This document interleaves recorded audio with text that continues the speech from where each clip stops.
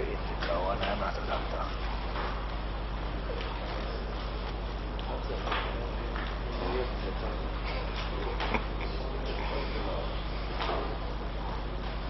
The Speaker at prayer. Almighty God, by whom alone kings reign and princes decree justice, and from whom alone cometh all counsel, wisdom and understanding, we thine unworthy servants here gathered together in thy name, does most humbly beseech thee to send down thy heavenly wisdom from above, to direct and guide us in all our consultations, and grant that we, having thy fear. Brought to you by Telligence Inc. Telligence Inc., turning broadband and internet into services.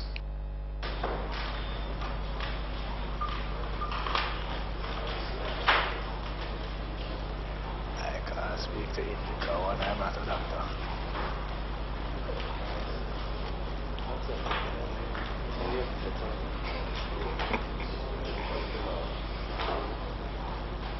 The Speaker at prayer. Almighty God, by whom alone kings reign and princes decree justice, and from whom alone cometh all counsel, wisdom and understanding, we thine unworthy servants here gathered together in thy name, does most humbly beseech thee to send down thy heavenly wisdom from above, to direct and guide us in all our consultations, and grant that we, having thy fear always before our eyes, and laying aside all private interests, prejudices, and partial affections, the result of all our counsels may be to the glory of thy blessed name, the maintenance of true religion and justice, the safety, honor, and happiness of the Queen, the public weal, peace and tranquility of the island, and the uniting and knitting together of the hearts of all the persons and estates within the same, in true Christian love and charity, one towards another, through Jesus Christ our Lord. Amen.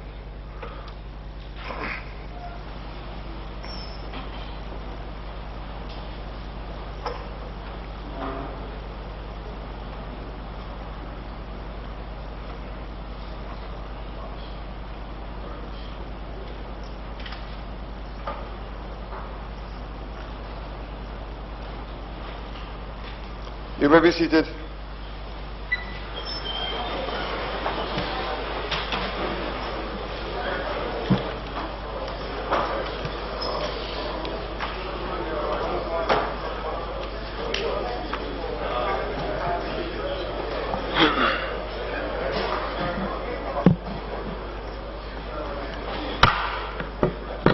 This Honourable House now resumes its sitting.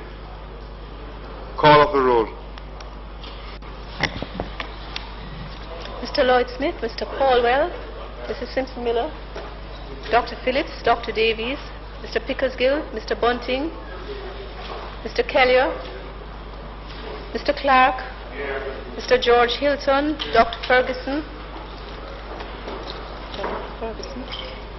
Dr. Ferguson,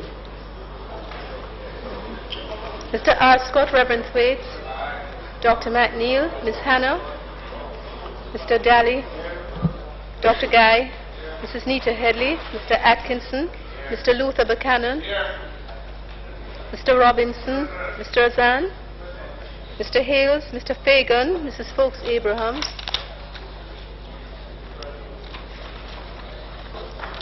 Mr. Crawford, Mr. Brown, Mr. Bartlett, he's here, Dr. Baugh, Dr. Bloomfield, Mr. Hugh Buchanan, Mr. Paul Buchanan, Dr. Campbell, Dr. Chang, Mr. Charles, Mr. Chuck, Miss Daly, Mrs. Dalrymple Philibert, Dr. Duncan, Miss Grange, Dr. Green, Mr. Holness, Mr. Henry, Mr. Hutchinson, Mr. Andre Hilton, Mr. Jackson, Mr. Mayer, Mr. Mackenzie, Mr. Parchment, Mr. Michael Phillips, Mr. Price, Mr. Robertson, Mrs. Robinson, Mr. Charles,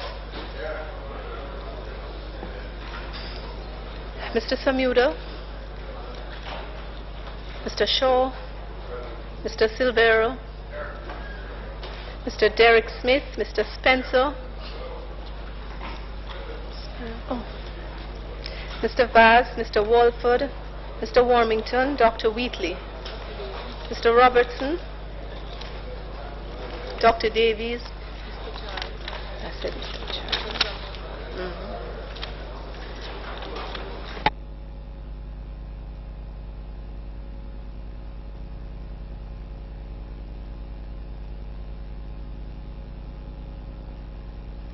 Announcements. Laid on the table of the House today are the following: Ministry Papers numbers 39 to 42, Cabinet Agenda issues for the month of March. Ministry Paper number 43, Medium-Term Debt Management Strategy 2014-15 to 2016-17. Ports Management and Security Limited Annual Reports and Audited Financial Statement for the financial years 2004-5 to 2012-2013. Devon House Development Limited Annual Report and Audited Financial Statements for the period April 2008 to March 2009. The Overseas Examination Commission Annual Report and Audited Financial Statements for the period September 1, 2012 to August 31, 2013. Bureau of Standards of Jamaica Annual Report and Audited Financial Statements for the financial year 2012-2013.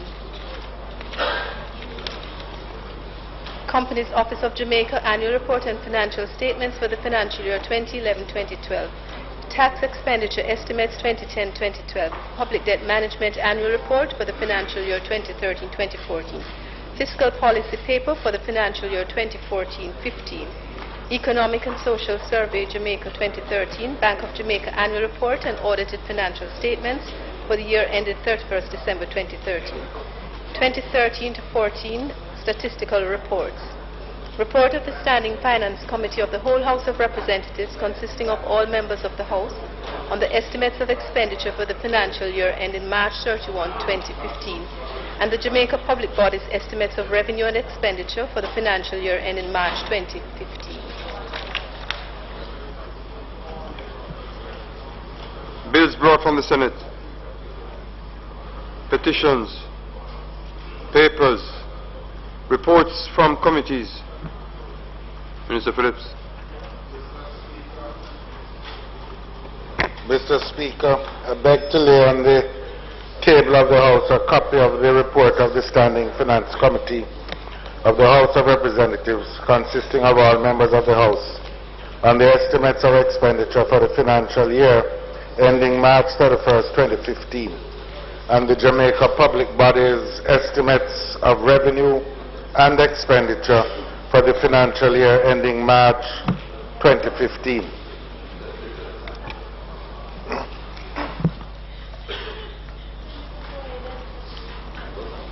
Notices of motions given orally. House Leader. Mr. Speaker, I beg to give notice that at the next meeting of the House I will move, whereas on the 25th day of March 2014, this Honourable House of Representatives gave approval for the sessional select committees which were appointed in that session of Parliament to continue in this session with unchanged composition of membership, except where necessary by a further motion taken and approved by this Honourable House.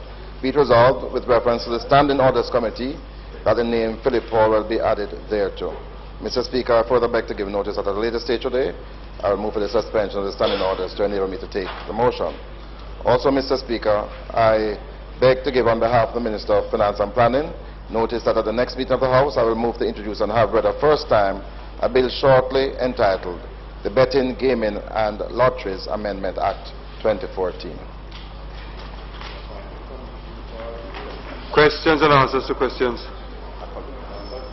Mr. Shaw. Mr. Speaker, I just wanted to, with your permission, indicated that there is some information that I should have received from the Minister. I've just gotten a folder from him, and there While I acknowledge receiving what I've gotten, there are critical pieces of information that are still missing.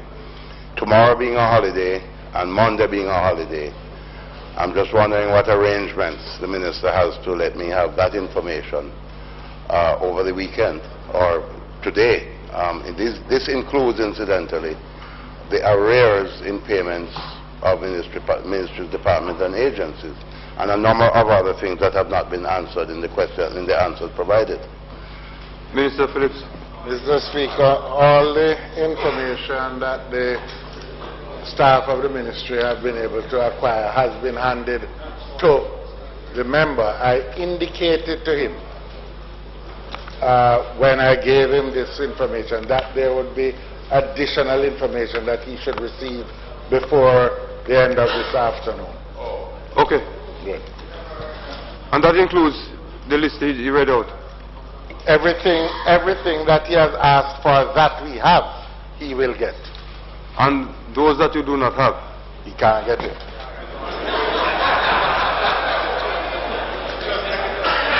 No, he probably No. I'm making the point. Any information that he has asked for, that is in possession of the government of Jamaica, appropriately collated, he will get. There's nothing that we have that he will not have once we have it. But he might be, in fact, the public officials who are putting together the information under the direction of the Financial Secretary have been working at great pace since Standing Finance Committee to get the information together. They can only give him what they have. There is no plan to withhold, to disguise, to hide, or anything else with the information.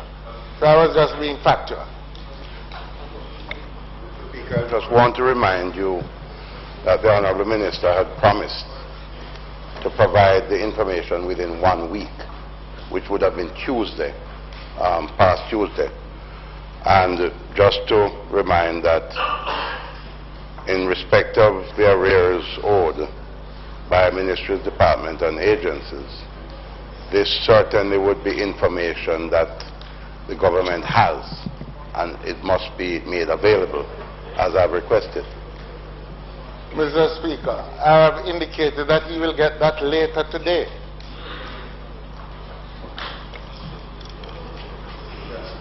Mr. Speaker, may we commit item notice of motion given orally?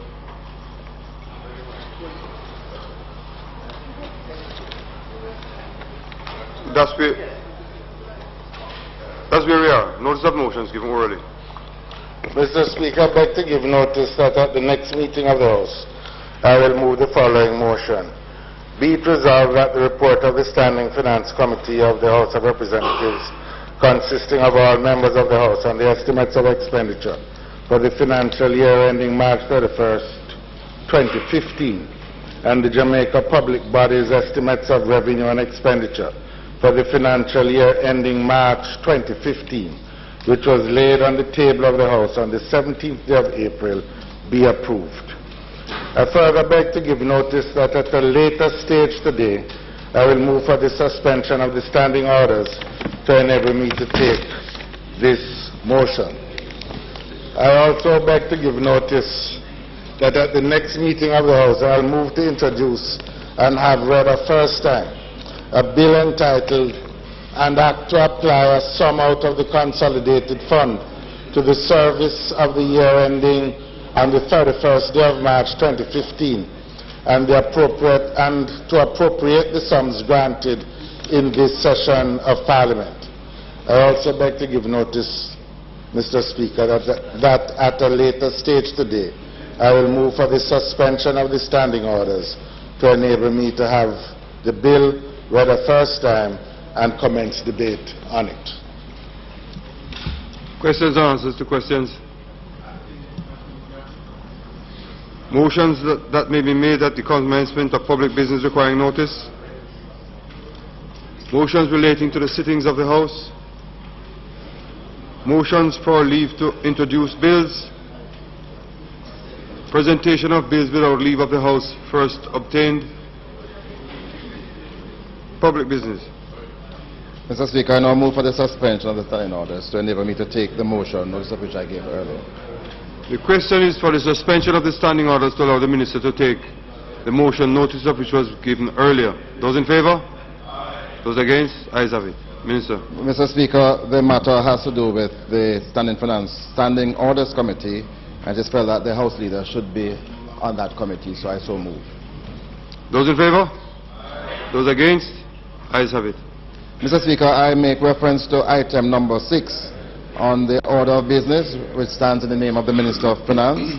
It is his intention for the bill to be examined by a joint select committee of this Parliament for consideration and report. However, for this to be done, Mr. Speaker, the bill must be read a second time. So, Mr. Speaker, on his behalf, I now move that the bill be read a second time. The question is that the bill be read a second time. Those in favour? Aye. Those against? Ayes have it. A bill entitled An Act to Repeal the Banking Act and the Financial Institutions Act, to amend the Bank of Jamaica Act and the Building Societies Act, to make new provision with regard to the supervision of banks, financial holding companies and other financial institutions, and for connected matters, read a second time. Mr. Speaker, I now move on behalf of the Minister of Finance, be it resolved that notwithstanding Standing Order number 76-1, this Honourable House of Representatives appoint a select committee comprising the following members: Dr. the Honourable Peter Phillips, MP, Honourable Peter Buntin, MP, Honourable Julian Robinson, MP, Mr. Fitz Jackson, MP, Mr. Michael Phillips, MP, Mr. Andre Hilton, MP, Mr. Audley Shaw, MP, Mr. Carl Samuda, MP, Mr. Gregory Mayer, MP, to sit jointly with a similar committee to be appointed by the Senate to consider and report on a bill shortly entitled the Banking Services Act 2014.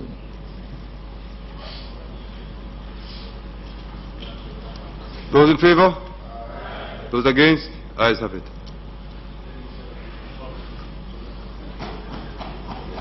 Not yet. Mr. Speaker, I now move for suspension of the standing orders to enable me to take the motion regarding the report of the Standing Finance Committee, and 2, to introduce and have read a first time a bill shortly entitled the Appropriation Act 2014, and to commence debate on it. The question is for the suspension of the standing orders to allow the Minister to take the motion. Notice of it was given earlier. Those in favour? Those against? Ayes have it. Minister. Mr. Speaker, I now move, be it resolved, that the report of the Standing Finance Committee of the House of Representatives, consisting of all members of the House, and the estimates of expenditure for the financial year ending March 31st, 2015, and the Jamaica Public Body's estimates of revenue and expenditure for the financial year ending March 2015, which was laid on the table of the House on the 17th day of April, be approved. Those in favour? Aye. Those against? Ayes have it. Not yet.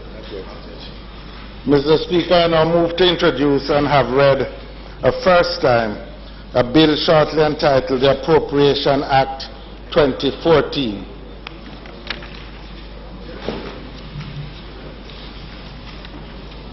Bill shortly entitled the Appropriation Act for the first time. Mr. Speaker, I beg to give notice of second reading.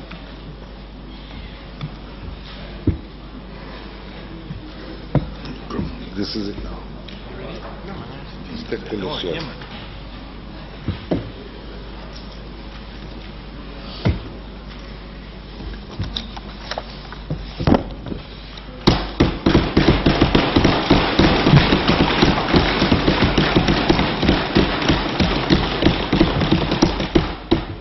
Mr. Speaker, the budget debate each year provides us with an opportunity to take stock of our performance over the previous fiscal year and to measure our progress in relation to the targets previously set and to assess the effectiveness of our management of the country's finances.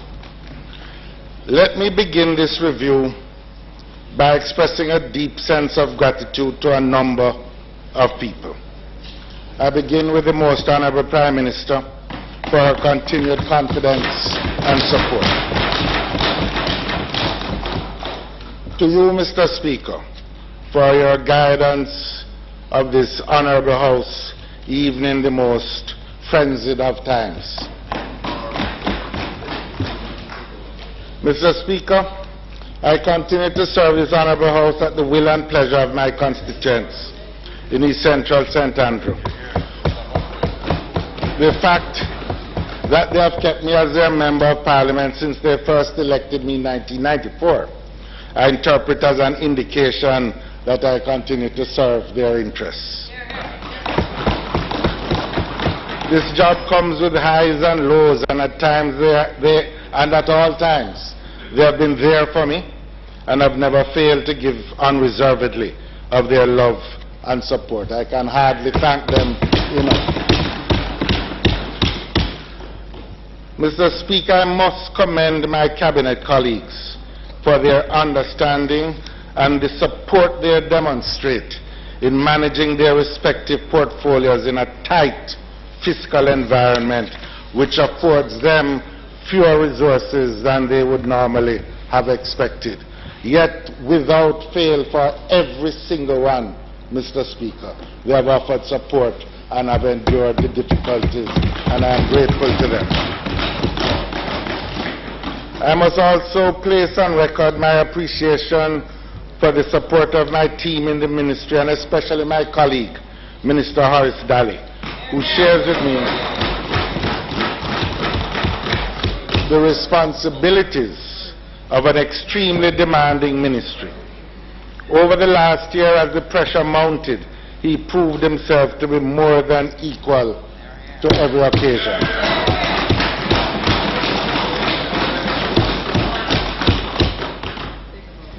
While assessments of our performance over the past fiscal year may differ, there is one area of consensus, and that is the absolute indispensability of the resourceful team which it has been my privilege to lead. So let me, Mr. Speaker, thank the Financial Secretary and the staff of the Ministry for their unwavering and professional support, the Governor of the Bank of Jamaica and the Director General of the Planning Institute of Jamaica and their respective teams who continue to go above and beyond the call of duty in the execution of their functions. The staff in the other departments and agencies which underpin the work of the Ministry, in particular the Development Bank of Jamaica, the Exim Bank, Statin, and I want to recognize the work done by the board members of the respective institutions who give up their time in service of Jamaica. In particular, I would also like to recognize the contribution of the members of my advisory group, the Honorable Shirley Tyndall and Mr. Dennis Morrison, and Mr. Speaker, my personal staff, for their patience and commitment and for the endurance of my temperamental moments, particularly in those difficult moments that come with the territory. And let me also take this opportunity to thank my family, my wife, whose caring advice and love has enabled me to survive the daily rigors of public life. And my children, one of whom has been foolhardy enough to follow me into service in this chamber. Finally, Mr. Speaker, I want to thank the countless Jamaicans from all walks of life who, through their letters, their telephone calls and text messages, their prayers, have sought to reach out to me and offer me their support. It is important that we recall the situation that existed when I opened this debate last year. While the economic reform program was in place, our negotiations with the International Monetary Fund had not been concluded. Our reserves stood at less than $800 million and were declining. The multilateral institutions and critical bilateral partners were not providing support, consequent upon the fact that the previous fund program had gone awry. The established pattern of weak or negative growth persisted. So desperate was the situation that an increasing number of voices urged us to sign now, whatever the cost and on whatever terms. Today, 1 year later, our economic reform program is on track, and the IMF agreement is in place, and we have concluded and have passed all our tests and met all our benchmarks, much to the dismay of some. Growth has returned. We have had 3 consecutive quarters of increasing growth, each level higher than the one before. We have received in excess of US $500 million from our multilateral partners. The debt to GDP ratio is moving down, and confidence has returned and is moving up. Mr. Speaker, all I can say is what a difference a year makes.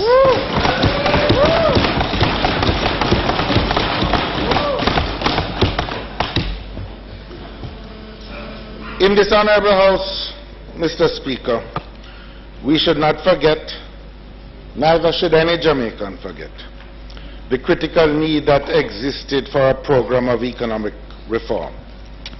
Let me remind you what we inherited. A debt to GDP ratio that was upwards of 146%. We were in the 40th year of anemic growth, with an expansion of gross domestic product over the 40 years, averaging less than 1% per annum. During the same period, the average growth of GDP was less than 1% per annum. Our debt had grown by more than 700%. The IMF program, which had been negotiated in 2010, quickly went off the rails, with the basic targets regarding the primary surplus and the fiscal deficits, which were necessary if we were to place the debt on a downward trajectory, all having been breached. As a consequence, Jamaica was closed out from global capital markets, except at exorbitant rates of interest. Our reserves were rapidly deteriorating, and flows of funds from our multilateral and key bilateral partners had come to a standstill. Our situation was compounded by those who found it politically convenient to propagate the view that proven laws of economics did not apply to Jamaica.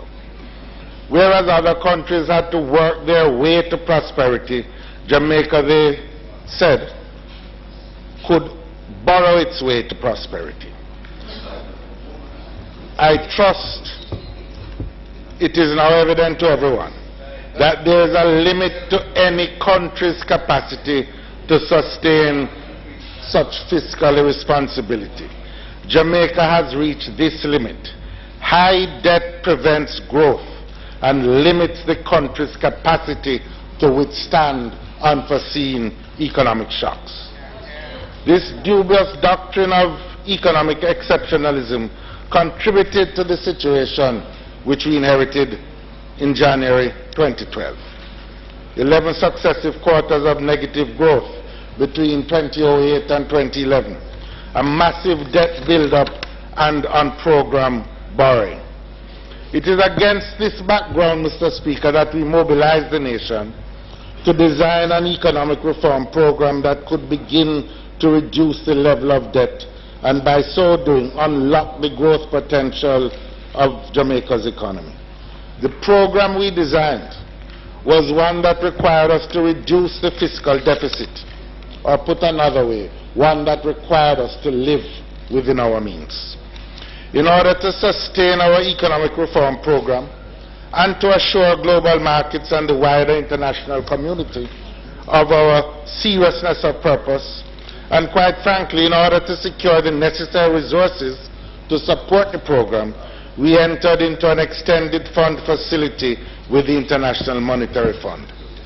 But I want to emphasize, Mr. Speaker, as I doubt that everyone gets it, that this is our program. This is Jamaica's program if we are to guarantee our nation's survival and prosperity for the future. Apart from fiscal consolidation, the economic reform program involves critical structural reforms, including tax reform, public sector reform, changes to facilitate the ease of doing business, and legislative changes, all of which are aimed at creating a more vibrant economic environment in the country for businesses, whether small, medium or large, local or foreign, who want to do business in Jamaica and thereby expand our economy and provide jobs.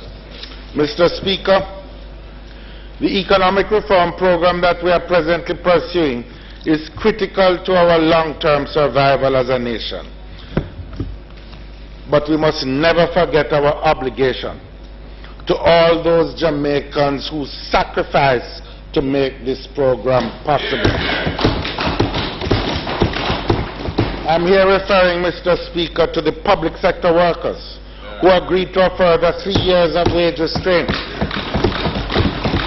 I am referring also to the bondholders, to our creditors, including pensioners and others, who agreed to lower returns on their investment in order to facilitate the economic reform effort.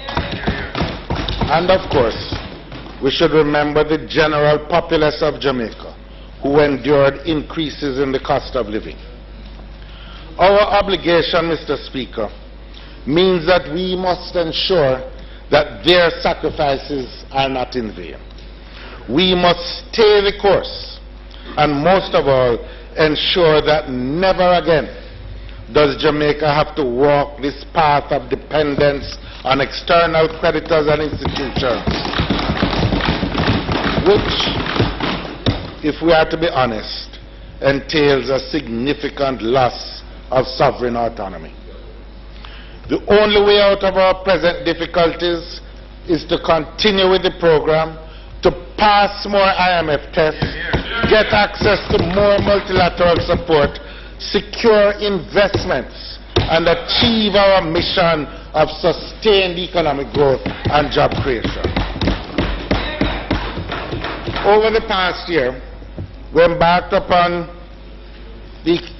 as we have embarked upon the economic reform program and have met all our quantitative targets and our structural benchmarks, there have been major legislative achievements as well. We have amended the Revenue Administration Act to strengthen tax administration by providing, among other things, access to third-party information and requiring mandatory e-filing for certain types of taxpayers and certain taxes.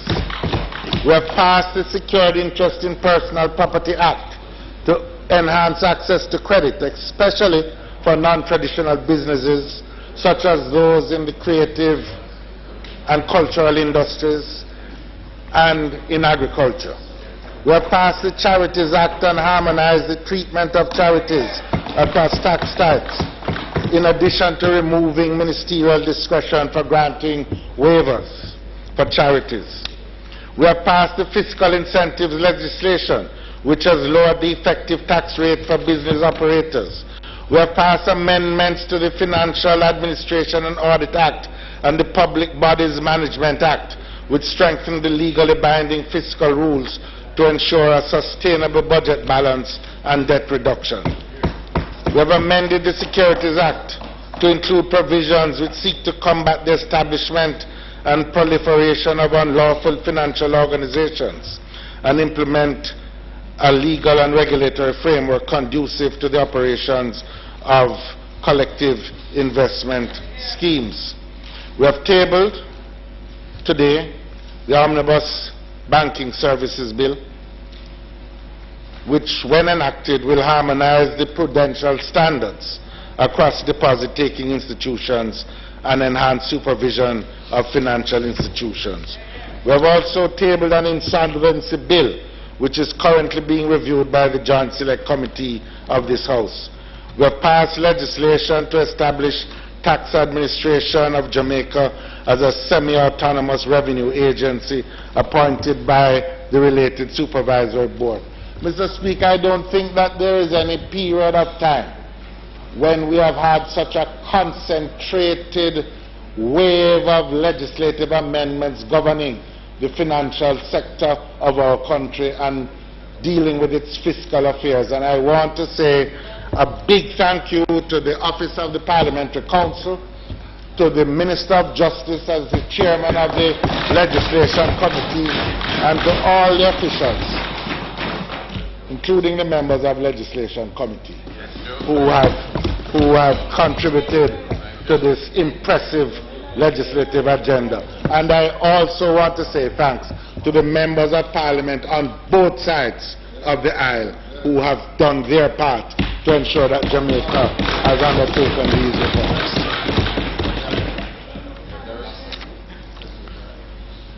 The legislative record tells only a small part of the narrative, however, Mr. Speaker. During this past year, we also completed the implementation of the Central Treasury Management System, so that we now manage government accounts out of a single treasury account at the Bank of Jamaica. We converted the Jamaica Customs Department into an executive agency within the Ministry of Finance and Planning to complement the work of the Tax Administration Jamaica. We have created a strategic human resource management unit at the Ministry of Finance and Planning.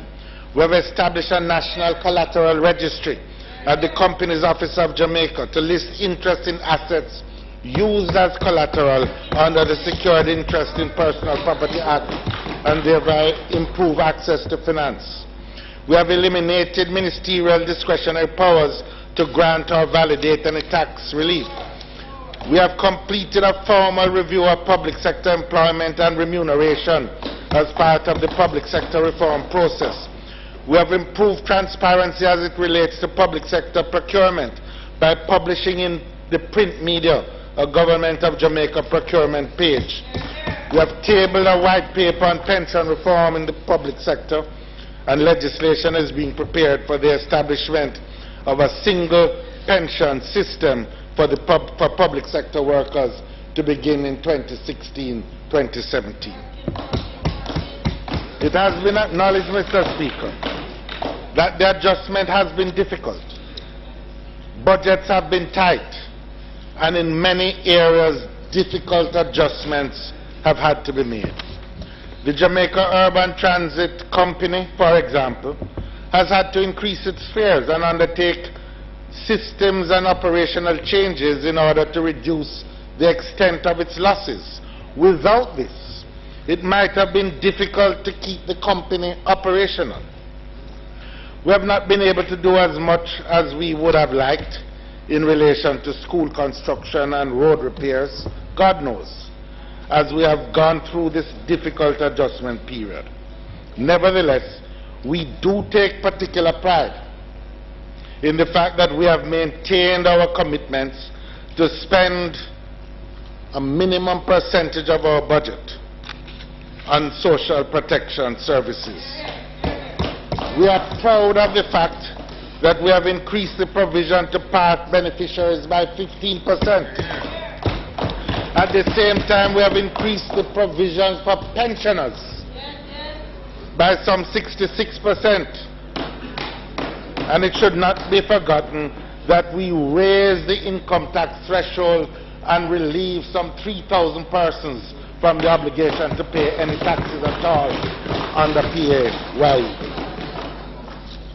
Mr. Speaker, in spite of the difficulties over the past year, perhaps the most encouraging news is the return to growth by the Jamaican economy. During the quarter July to September 2013, the economy recorded modest growth of 0.5%, following a period of economic contraction beginning in January 2012. The momentum of growth improved during the quarter October to December, with starting confirming growth in GDP for that quarter to be 1.8%. Our projections had been 1.4%. Preliminary estimates indicate that real GDP growth has continued during the January to March quarter of 2014. Growth is preliminarily estimated for that quarter at some 1.7%, with GDP for the fiscal year projected to be approximately 1%. In this matter, Mr. Speaker, all I can say is plus is better than minus. There are some areas of particular significance. Agriculture has been growing at an annualized rate in excess of 13%. And commendation must be given to those in the sector led by the Minister of Agriculture. No, we're talking that estimate wouldn't be in the book. It's annualized for the quarter, annualized, it is 13%. Mr. Speaker, mining and quarrying at 12%, tourism at 6%, and I'm referring here to the quarter ending December 2013. We expect the rate of growth to continue to strengthen, especially as we continue to implement major reforms to enhance the business environment, as well as to intensify the efforts regarding strategic investment projects in tourism, transport, agri-parks, logistics, among others. We are also hopeful that the consecutive successful completion of the quarterly reviews under the IMF program will stimulate investors to make further investment and drive job creation.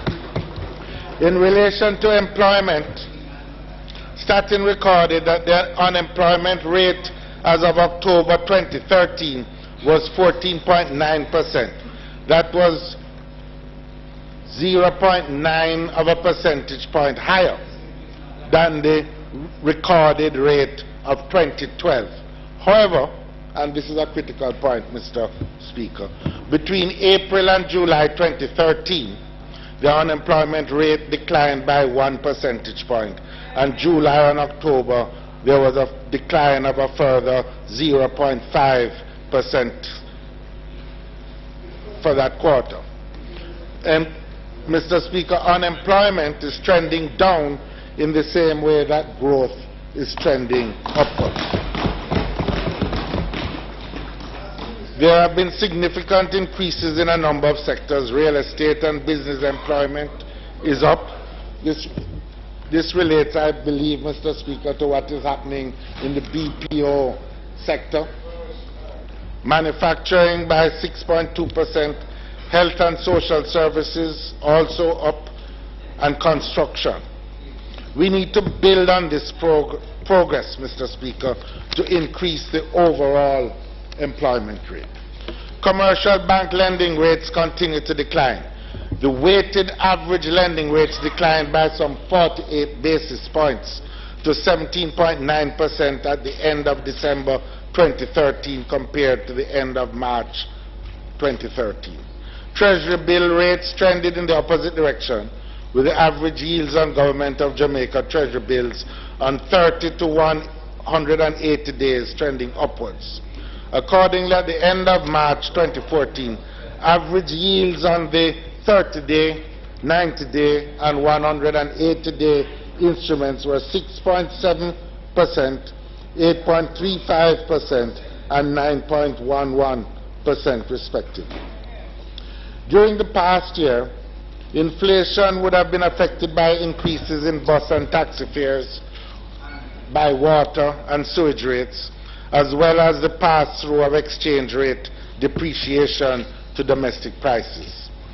There was evidence of pass-through to domestic prices on some durables, such as clothing, footwear, and household furnishings. Nevertheless, Mr. Speaker, the headline rate for the fiscal year for inflation was 8.3%, which was below the target range of 8.5 to 10.5%. This outturn is also lower than the 9.1% recorded for the same period for 2012-2013. The current account deficit on our balance of payments is projected to narrow by some $461 million to about 1.4 billion US, or 9.9% of GDP for the fiscal year. This compares with the deficit of 1.9 billion, or 12.8% of GDP for the fiscal year 2012-2013. Put another way, Mr. Speaker, we are reducing the gap between what we spend in foreign currency each year and what we earn in foreign currency each year. We are actually importing less, even if we are not seeing our exports pick up as we would want them to. The deficit on the goods sub-account is expected to narrow by some $285 million US. Flows from official and private sources are projected to be more than sufficient to finance the current account deficit and to contribute to the buildup of the net international reserves by the Bank of Jamaica. The closure of this gap, however, as I indicated, is primarily due to a decline of close to $500 million US on the import side. Much of this is the result of the change in value of the Jamaican dollar. And I'd like to say something directly about this, Mr. Speaker. Since the exchange rate has been the focus of much discussion, some of it sincere, some of it sincere and misplaced, and I dare say some of it calculated to spread confusion and panic. Over the past year, there has been a decline of 10.8% in the value of the Jamaican dollar. The heart of the issue here relates to the current account deficit, which we discussed before. When we spend abroad more than we earn from abroad, we run up what they call a current account deficit. It is not possible to continuously spend more than we earn from overseas. The only way any country, including Jamaica, can do this is if we are able to find someone to give us the difference between what we earn and what we spend, which is not likely, or if we were able to borrow money and we have reached the limit of our capacity to borrow, or if we secure investments in sufficient quantity, or if we buy fewer goods and seek to earn more. Since we have no godfather to keep giving us money, and we have exceeded our capacity to borrow more, we only have one option in the short term: spend less and earn more. If we are going to spend less overseas, there are a few ways in which we can seek to do this. We can try simply to administratively ban imports and just say, by legislation or administrative rules, certain things can't come in. Or we can try and ration foreign exchange by administrative means. In a sense, as a country, we have tried both these things before. In the 1970s, we tried to put quantitative restrictions on imports. And in the 1980s, we tried through the auction system to restrict foreign exchange to just some importers. We should all try to learn from our history, Mr. Speaker. These approaches do not work. They lead to the emergence, on the one hand, of a black market for currency, or to increasingly sophisticated efforts to smuggle goods breach our borders and lead inevitably to shortages of goods on the other hand. We have been on that road before and we are not going to go there again. The only tried and proven way is to operate an exchange rate system where the market sets the rate, a flexible market-determined exchange rate, which allows relative prices. Looks like you're caught up in debates long past.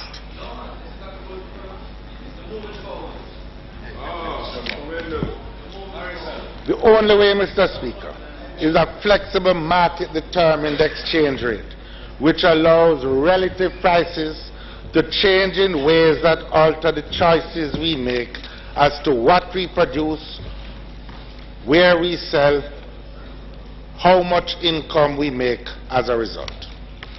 The adjustments that have been made to the Jamaican dollar will allow what we produce to be more competitive in external markets and at the same time to develop what we can produce in Jamaica. Therefore, having a competitive exchange rate is one of the keys to economic expansion and growth in jobs as we see it. So what then is the right value for the Jamaican dollar? How does one determine the right value?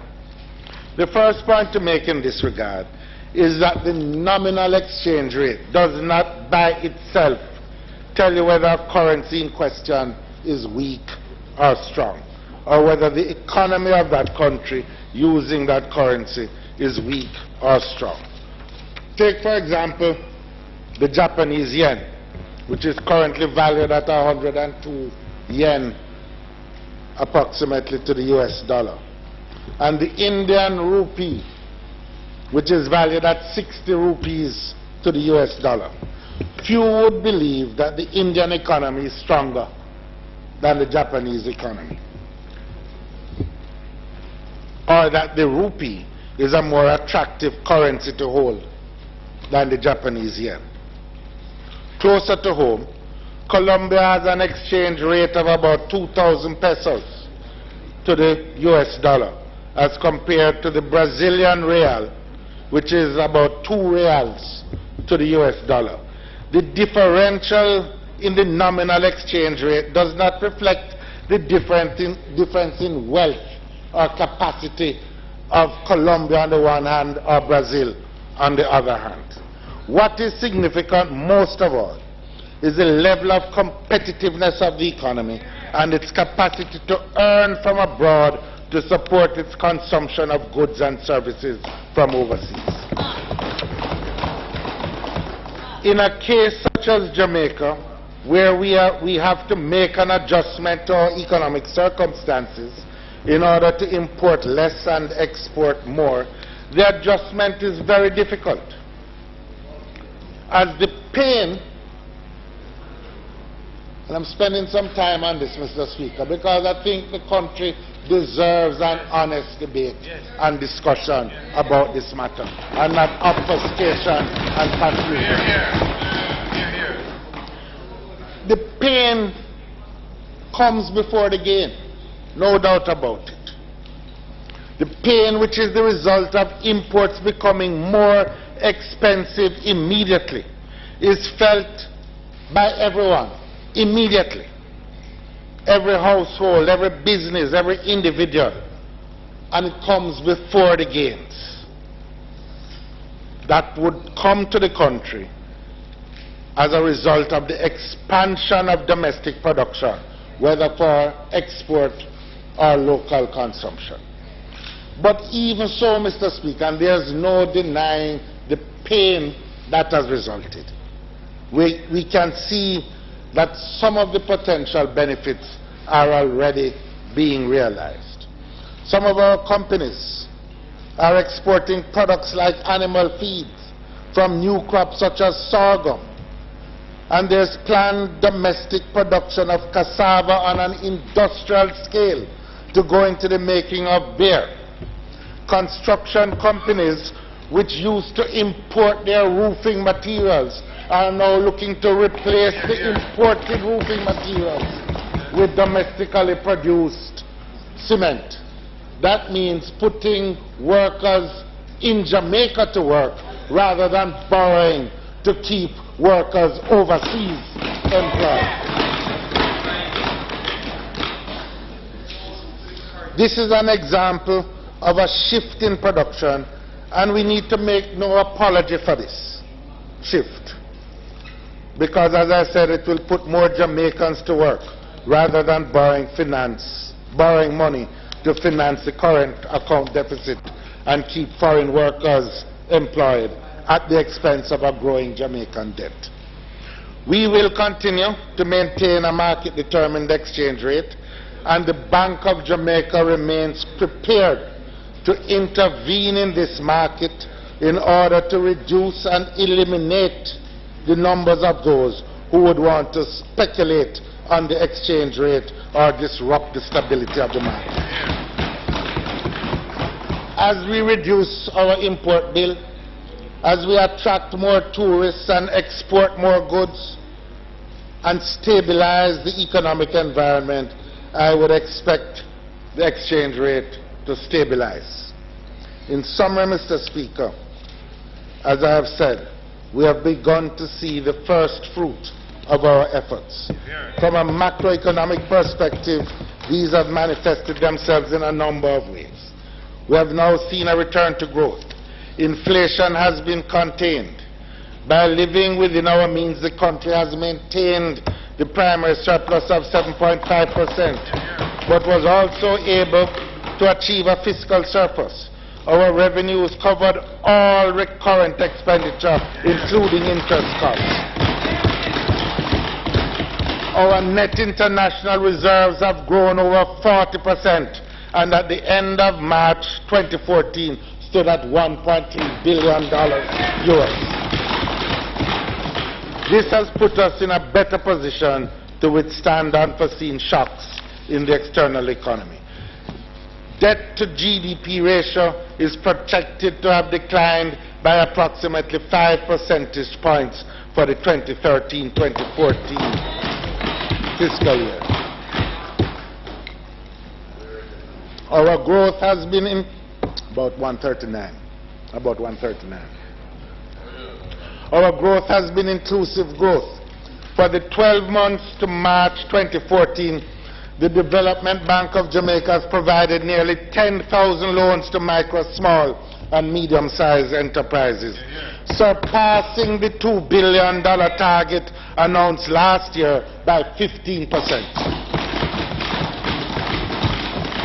Agriculture has been growing. Small farmer production has been expanding. Tourism is growing. Mining is growing. Mr. Speaker, we have not yet reached to the end of our journey, but we have certainly started and we are moving in the right direction.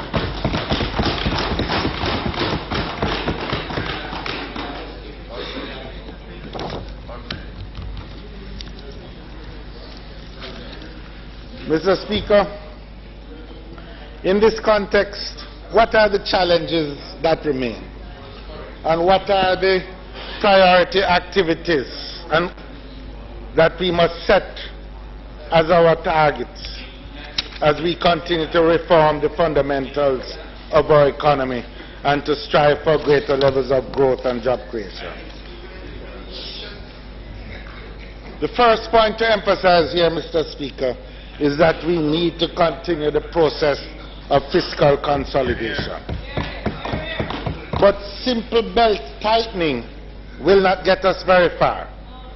We have to continue essential structural reforms that will lock in the current gains of fiscal consolidation over the long term and create an environment that facilitates investment, protects and strengthens the foundations of our financial system, and facilitates improved levels of productivity in the economy as a whole. Of fundamental importance also is the continued reform of our tax collection system to ensure higher levels of compliance. We have to ensure, Mr. Speaker, that everyone pays their fair share into the revenues. Among the other critical elements in the process that will be tackled in the course of this financial year is the public sector transformation and modernization program. This is essential to achieving acceptable levels of sustainable economic growth and job creation. Nevertheless, this has been one of the biggest challenges facing Jamaica and one which we must tackle urgently.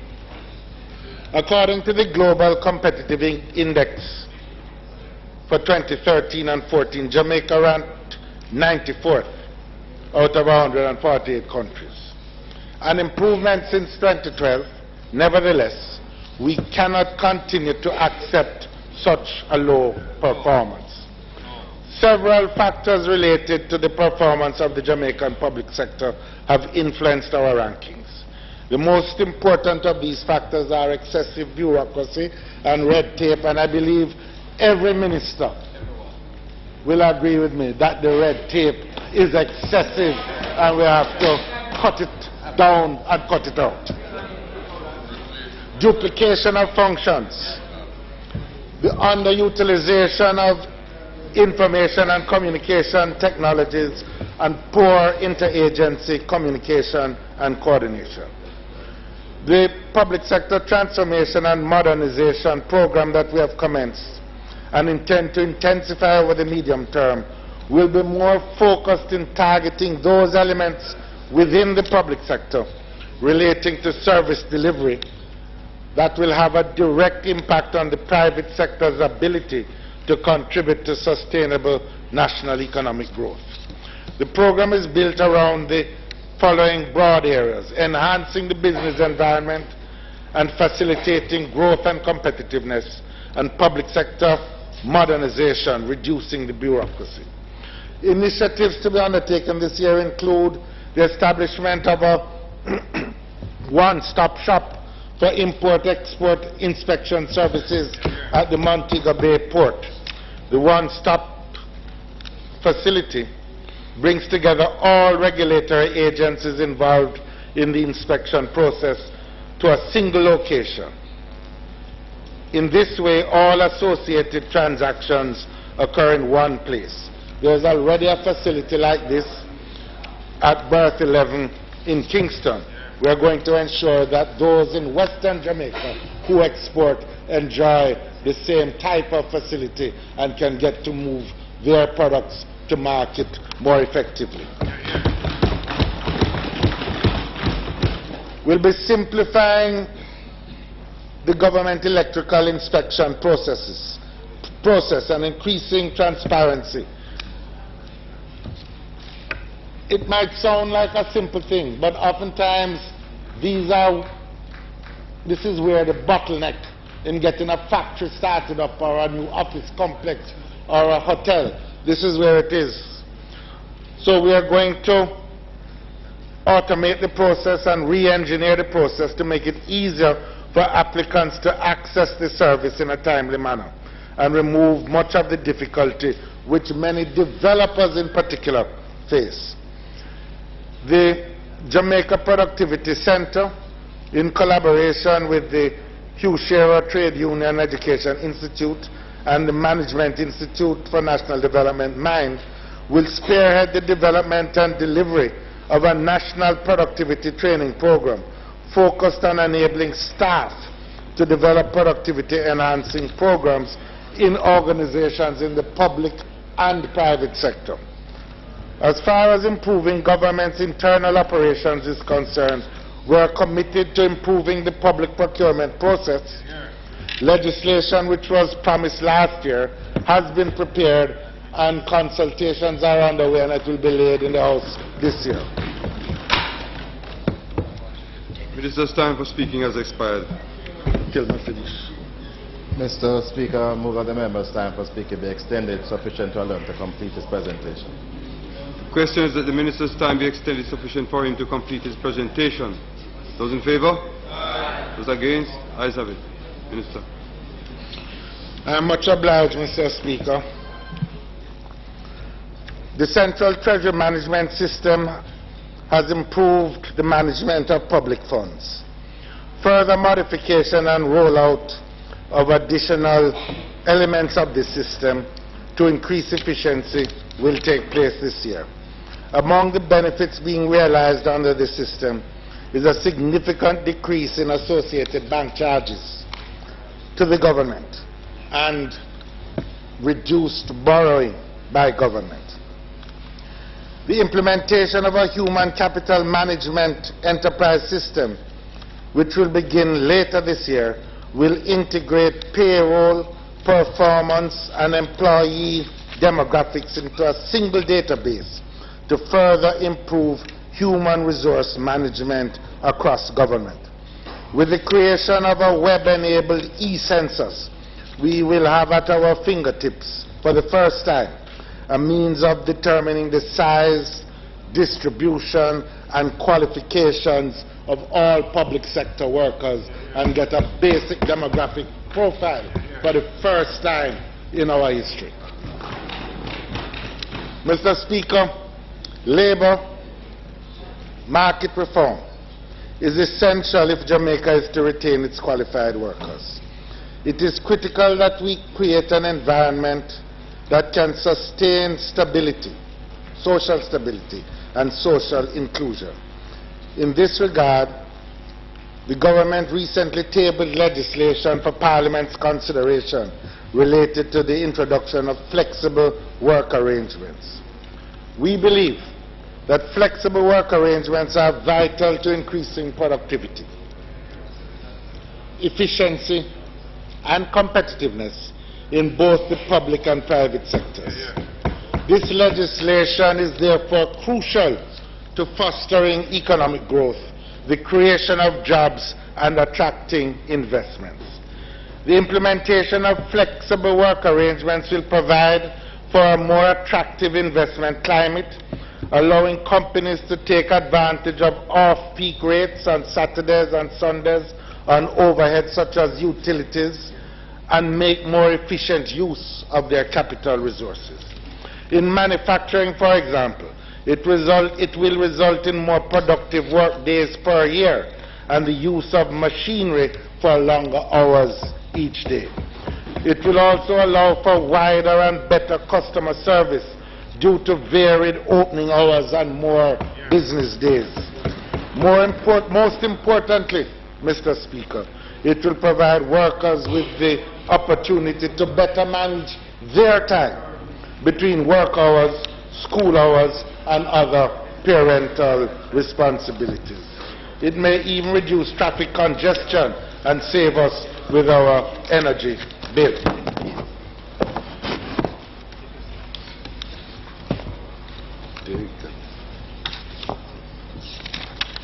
Mr. Speaker,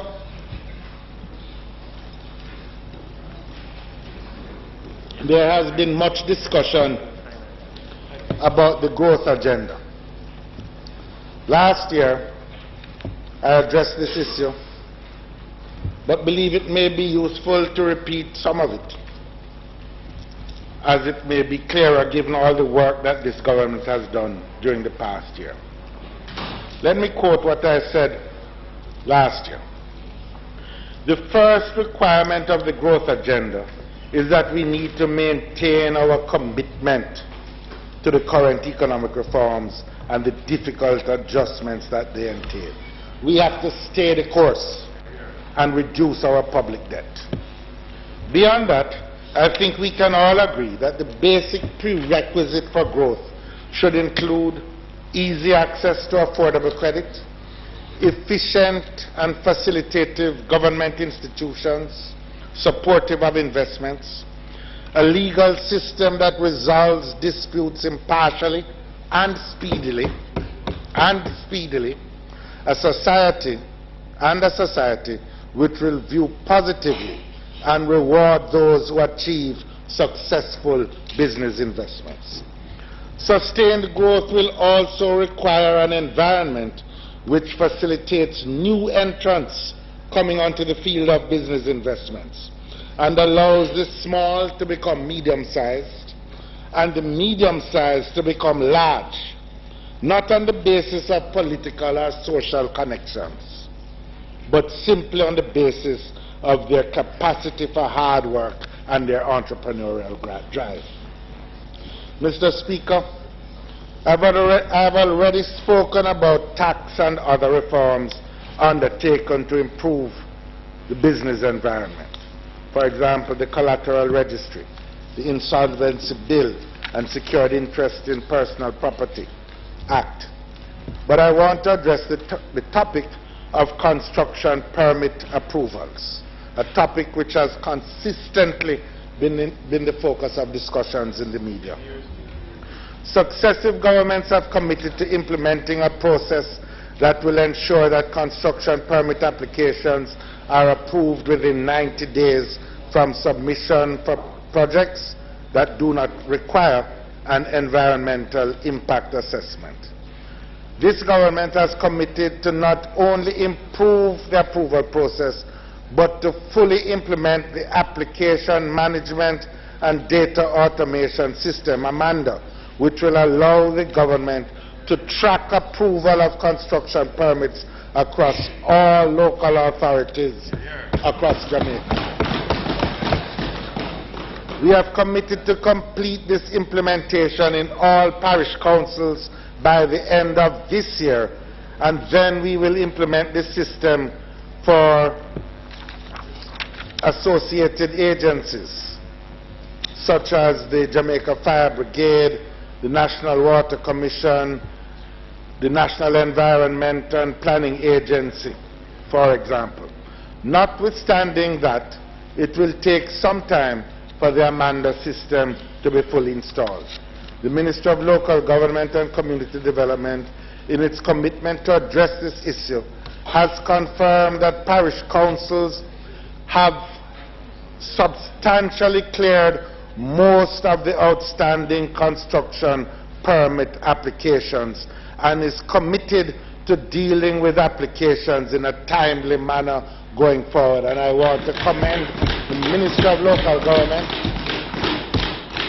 and the leadership of all the parish councils, and I want also to commend the Ministry of Land, Environment, Water and Climate Change, because they have also made a contribution to eliminating the backlog in development approvals.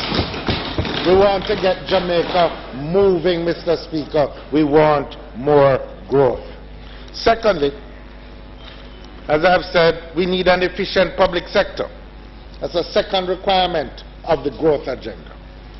And I've already outlined the steps being taken to ensure that public sector reform places priority on those changes that will improve the business environment, speed up development approvals, for example, as we have just said, and support the easy payment of taxes and the easy provision of services such as water, electricity, work permits, and the like.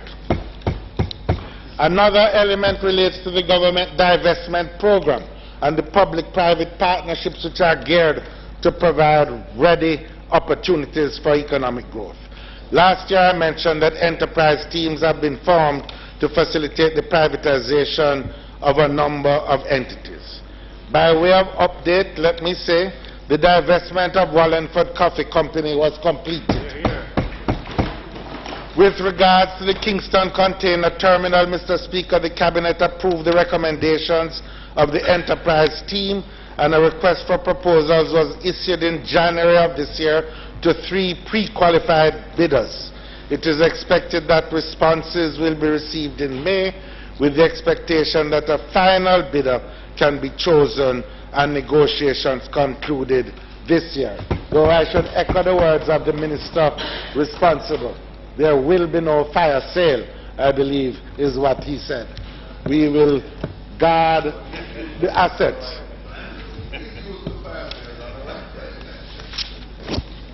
In respect of the privatization of the Norman Manley International Airport, Cabinet has approved the transaction structure recommended by the Transactions Enterprise team, and it is expected that requests for expressions of interest will be issued shortly. The Development Bank of Jamaica is actively pursuing the divestment of the Jamaica Railway Corporation under the the leadership of an enterprise team and is in discussions approved by Cabinet with 2 interested parties. The Development Bank of Jamaica is also pursuing the sale of a number of other government assets, including Cayman Tract Limited, the Cocoa Industry Board, and Petcom, all of which are in at various stages in the divestment process. I'd like to say something, Mr. Speaker, about the role of the Development Bank of Jamaica in support of the growth agenda. The Development Bank of Jamaica has developed an enviable record as one of the premier development banking institutions of the Caribbean. And it is vital not only because of its provision of capital through associated financial institutions, but also because of its support for the micro, small and medium enterprises, the so-called MSME sector.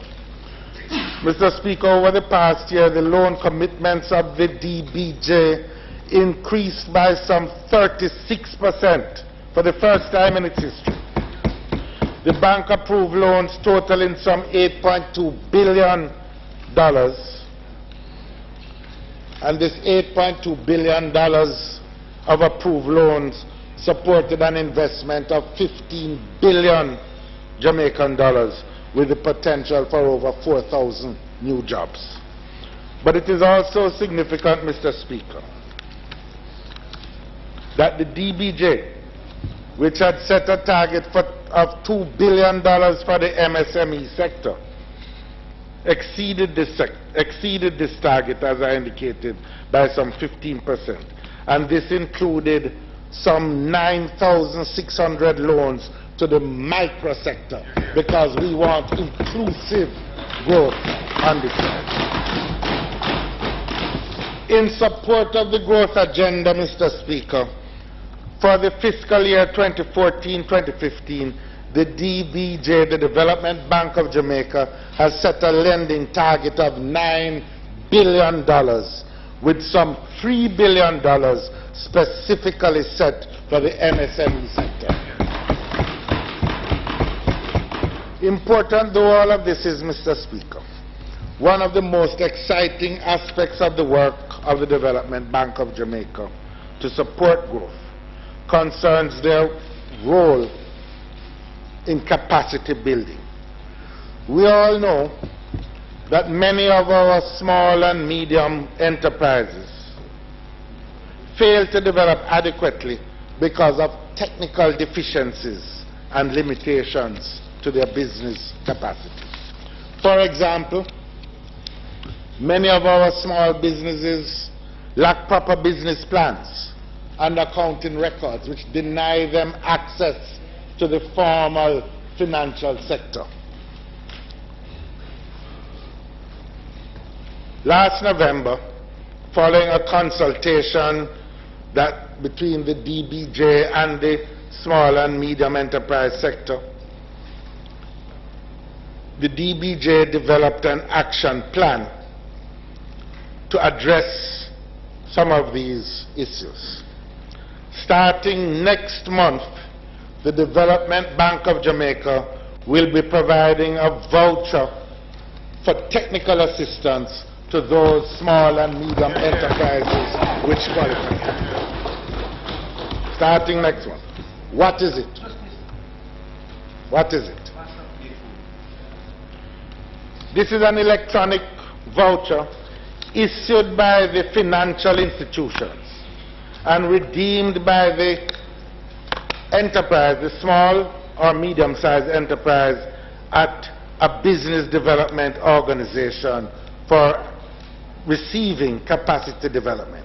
So you will get a voucher and you go to an approved organization like JBDC or some other approved organization which will be selected. You can get training, you'll be able to get help in developing your business plan, and you will be able to get mentoring if you need it.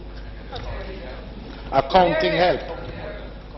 The DBJ will finance 70% of the cost of the services with vouchers of values ranging from $100,000 to $300,000 to be accessed by up to 85 small and medium-sized enterprises.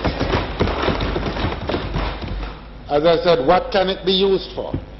Vouchers can be used for business plan development, business process improvement, financial management, mentorship and coaching, and the preparation of financial statements, strategic plans, and marketing plans.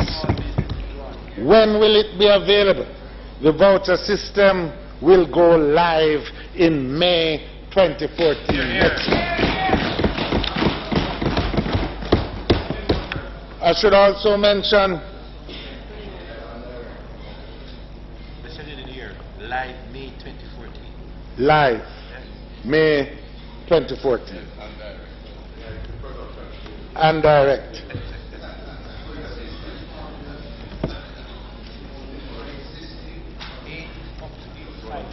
I should also mention, Mr. Speaker, that DBJ will continue its successful energy management strategy in 2014 and 2015 and will explore and implement other energy projects in partnership with development partners in an effort to drive down energy costs and propel concessionary energy lending in the market. The Development Bank of Jamaica will continue its energy audit grant program and has allocated $5 million for energy and energy audit grants to small and medium enterprises to decrease their energy costs. We want inclusive growth on this side. The energy grant program provides up to $200,000 towards the cost of an audit. The program is open to private sector entities of all sizes which are interested in accessing loan funds to implement the recommended energy projects. The Development Bank of Jamaica is also continuing its work to foster the establishment of a venture capital and private equity fund system through public and private sector collaboration with local and international fund managers. The Development Bank of Jamaica will seek to stimulate investments in new venture capital funds through co-investment with private sector partners. A target of $1 billion Jamaican dollars has been set for investment in high potential small and medium-sized enterprises over the next 5 years. Before the end of May, requests for proposals will be issued to potential fund managers, and it is projected that a venture capital fund will be established by the end of this year. Mr. Speaker, this will provide for a number of promising entrepreneurs who may not have access to capital directly. The value of this is not just the economic benefits, but also the social benefits, because this will mean that the potential for economic success will not have to be as firmly tied as it has been in the past to those who have been blessed with inherited wealth or capital. In fact, when we can provide capital for those who have a great idea but may not have been blessed with the inheritance of wealth, then we will be in a situation where we will perhaps undertake some of the most far-reaching social reforms in Jamaica, because we know that wealth has been too confined to too few hands in this country over the years. Mr. Speaker, without going into too much detail, because I know that the respective ministers will speak to these matters in the course of their presentation, I want to highlight some of the areas of potential growth that are being expanded or developed, as the case may be. You know, when you were at the arena, you would understand that even now, you would understand that part of the reason why economic reform has not worked as it should have is because we have left too many of the majority of our people outside of the ambit of economic growth. You know that. I know you know that. I know you know that. We're going to bring them in. We're going to bring them in. We're going to bring them in. Just listen, Vernon. Just listen. Mr. Speaker, bring them in one by one, 2 by 2, 3 by 3, until we have an army of Jamaicans, green, orange, no color at all moving forward together in the interest of progress. Mr. Speaker,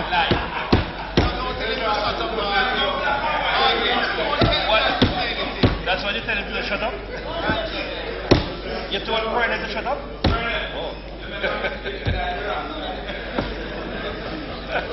Mr. Speaker, agriculture is one of the fastest growing sectors in the country. For the quarter ending December 31st, 2014, it was one of the best performing. 7 agri-parks, Planting Garden River, Yaras, Amity Hall, Ebony Park, Hill Run, New Forest, Duff House, and Spring Plain are now operational.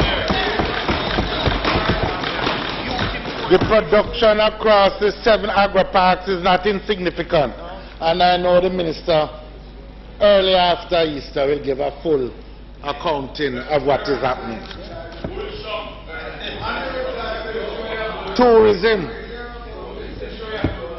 Tourism also represents an era of substantial growth, and the Minister of Tourism and his team should be commended for doing a difficult job in the context of a fragile global economy. The sector for the quarter grew at a rate, ending December 31st, grew at a rate of approximately 6%. And this, Mr. Speaker, is against the backdrop where a number of rooms have been out of service for refurbishing and because of the transfers of ownership of some of the properties. Yet there was still growth. There is still a lot of activity in this sector with new rooms coming on stream. The Azul Sensatoric, some of these, the Azul Sensatority, formerly Ponciana in the Grill, which was acquired by Charisma, will officially open next month, having completed a $1.1 billion Jamaica renovation program.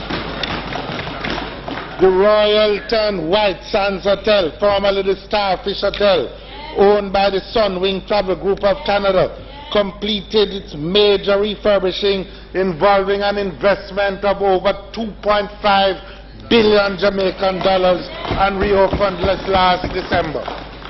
The new Rio Hotel at Maho Bay in Montego Bay. What, it is the 5th Rio? Is the 5th? How many Rio? How many Rio have in Wellington? Mr. Speaker, that hotel built at Maho Bay in Montego Bay represents an investment of some $4.5 billion Jamaican dollars and is now open.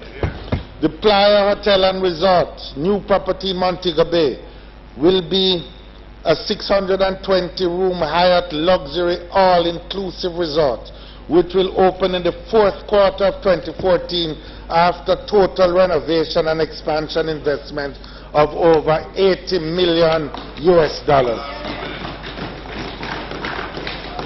The Braca property, being managed by the Melia Hotels International, is currently being refurbished and is expected to open for the 2014-2015 winter season. And of course there is the Marriott in New Kingston, the Courtyard Marriott, where construction is taking place underway and is underway now. There's not only life in the tourism sector, but on the basis of the rising confidence we expect to see a lot more activity in this sector. Mr. Speaker, I indicated during the Standing Finance Committee, and in fact previous to that in this House, that we were not going to let this year pass without taking some definitive decision in relation to Harmony Cove. I can point out that we have received positive news in this regard, in that there has been a commitment of an additional equity interest by a Chinese partner. But there is still further to go in this. And I will repeat what I said. I repeat what I said, that this year, we need to have a definitive and final decision taken in relation to this project. There has been forward progress since I last spoke, but we will need to bring it to conclusion very quickly. In relation to integrated resort developments, as I indicated, the proposals have been received, they are being assessed, and before the end of this calendar year, decisions will be taken regarding the proposals before us. The provision of cheaper energy is an essential part of our growth strategy. The Minister of Energy has already informed the country in relation to the proposed 380 megawatt project. Must remember also that requests for proposals for an additional 115 megawatt source from renewable sources was already issued, and some 70 megawatts have already been awarded. We are going to persist in this effort to get cheaper energy to our producers and to the consuming public. Bauxite and alumina continues to figure centrally in our economic growth plans. Energy here is a critical element in the equation, and both in relation to Jamalco and in relation to your turn, energy solutions have been prepared and are at various stages in the implementation progress. Regarding the development, Madam to Alpart. Alpart remains an important part of the planning, and the Minister, when he speaks, will speak directly to what measures are being taken in that regard. No, we don't threaten. We don't threaten. Mr. Speaker, it is no secret that we place a lot of emphasis, as did that side, on taking advantage of Jamaica's geographic location to become a global logistics center. Work is far advanced, our discussions are far advanced, discussions and negotiations are far advanced in relation to the potential establishment of additional port transshipment facilities and a special economic zone in St. Catherine in the Portland Bight area. That has been reported on. And we are, yes, but you know, a huge project of $1.3 billion is not something that you sign on the back of an envelope. We approach it systematically. But the message here is that we are proceeding, as we are proceeding with the KCT facility, as we are proceeding with the Cayman zone, and we are going to And we are going to ensure that this opportunity does not slip from us. One thing I can say though,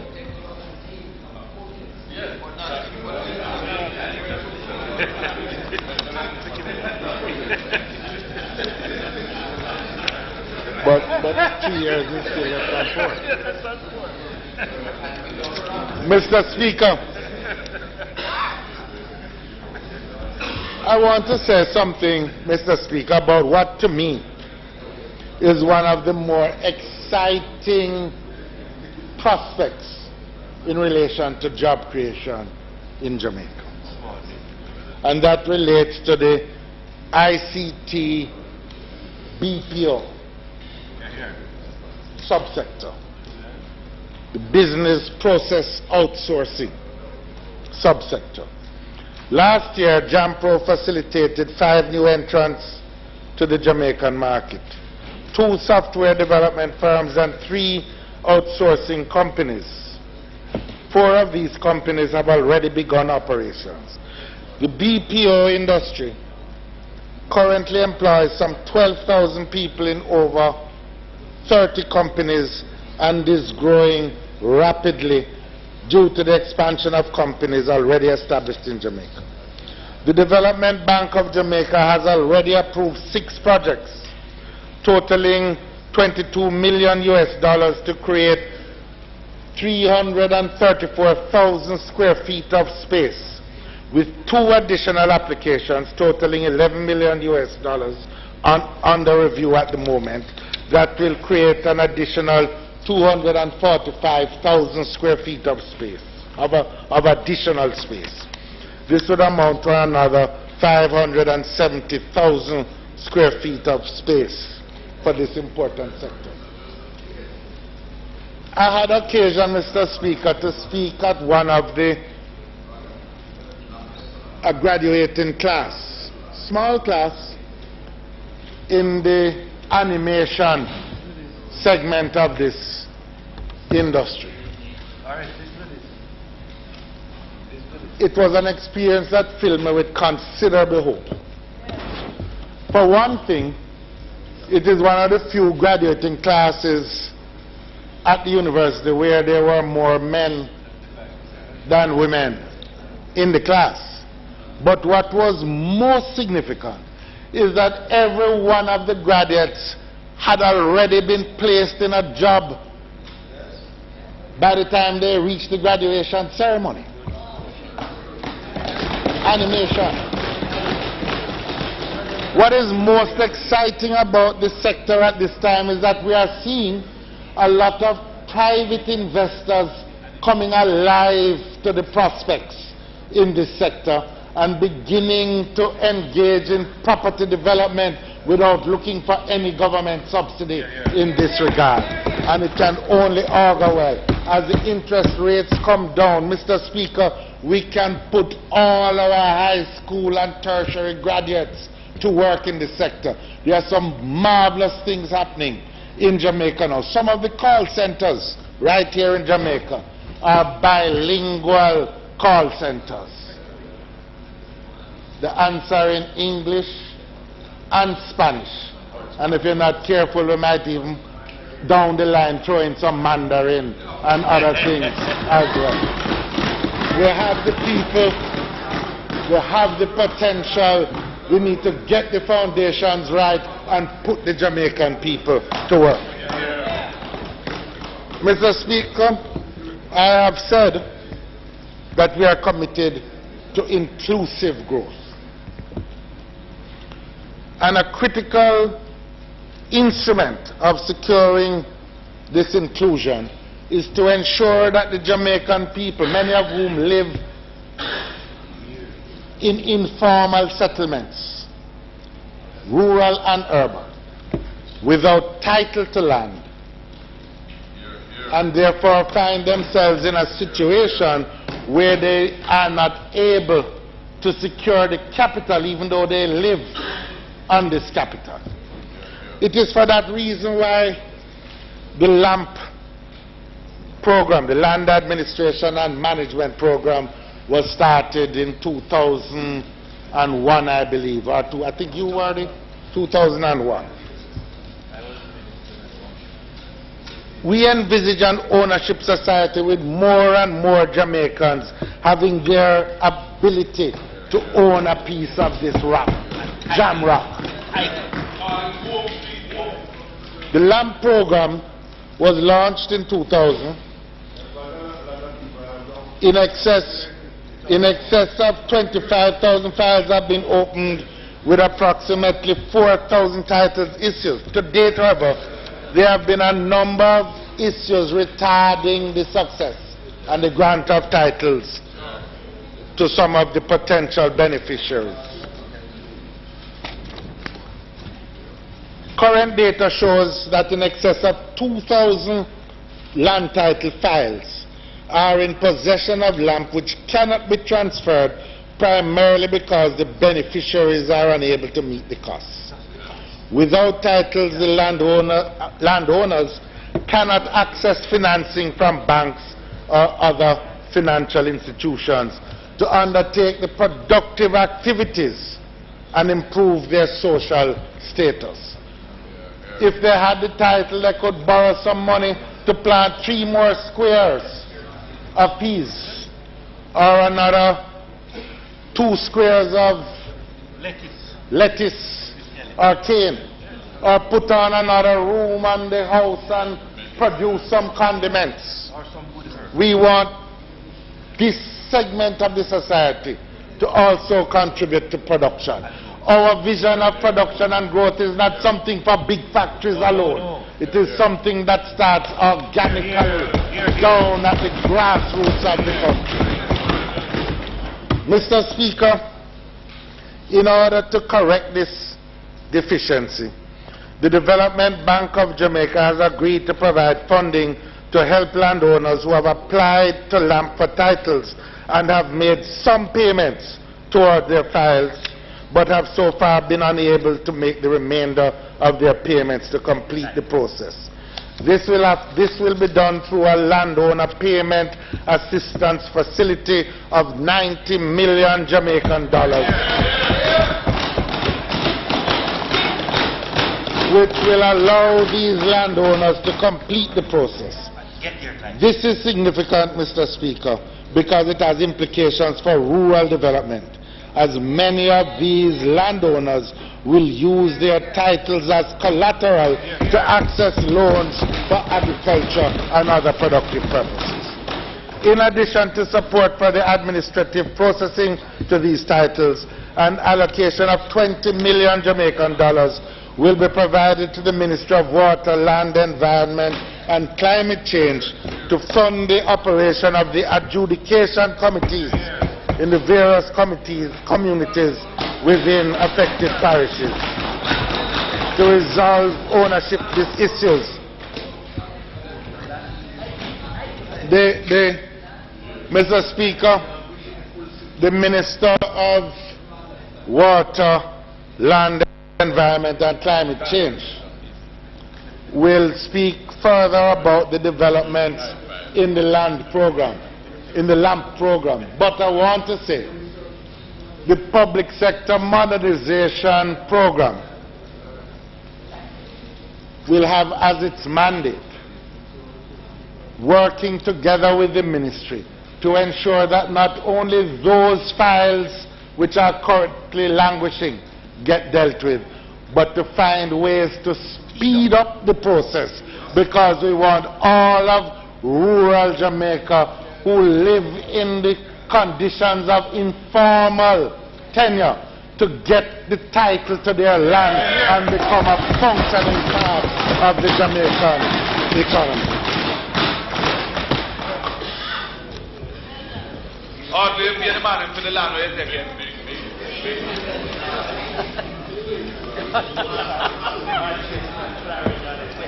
In time. Mr. Speaker, I'd like now to turn to some of the specific provisions in the budget. The central government's budget for fiscal year 2014-2015 is consistent with the target set under the extended fund facility negotiated with the IMF.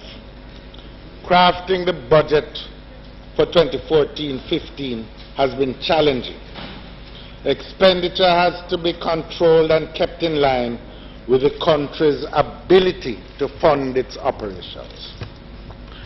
Within the limits of the available resources, strong commitments toward the protection of the most vulnerable, improving the physical infrastructure, fixing the justice system, and reducing expenditure arrears have been made.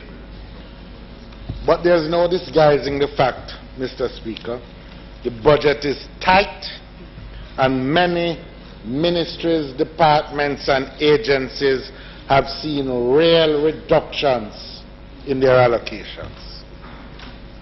But every challenge provides an opportunity. This is an opportunity for central government to become more efficient in its operations, to find ways of doing more with less, to reduce waste, to increase productivity and justify every dollar spent, maximizing the value for every dollar. Accounting officers, board chairmen and CEOs will be called upon to be vigilant in ensuring that we begin to reduce the cost of government operations. The taxpayers will expect no less from us. For fiscal year 2014-2015, $557.7 billion will be spent on central government operations. This includes $17.7 billion to be funded from user fees, charges, and grants. $233 billion, or 42%, will go towards debt servicing. And there's the nub of the rub, so to speak. We're still spending too much, but that's what we have to overcome. 58% will go towards wages, salaries, capital projects, and recurrent programs. $161 billion has been provided to meet wages and salaries of public sector workers. Significantly, provision has been made to honor all agreed settlements.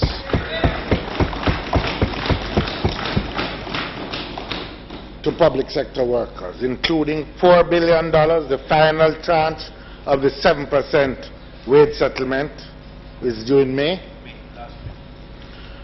$2.8 billion the second year of the one-off payment due in August. $2.3 billion for health sector reclassification, the second phase of that, second of three. The Ministry of Finance will continue discussions with those groups that still have outstanding matters not yet settled. Spending on social programs continues to receive priority treatment in the budget, in keeping with the government's commitment to the protection of the most vulnerable among us.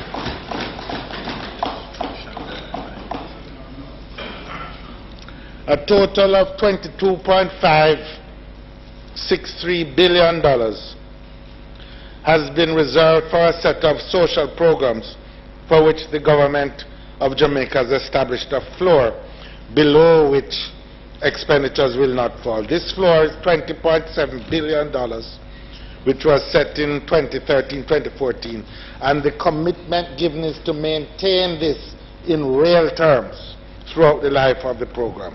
This has been achieved in this budget. Over $5.5 billion has been provided for social protection programs carried out by the Ministry of Labour and Social Security. This reflects an increase of over $900 million to enable the government to honor its commitment to providing another 15% increase in part payments. So while, put simply, while there are other areas that have faced real reductions, we have increased the spending on social protection matters. A total of $4.3 billion has been allocated to the school feeding program, up from $3.9 billion for 2013-2014. This includes just under $3 billion for the PATH component.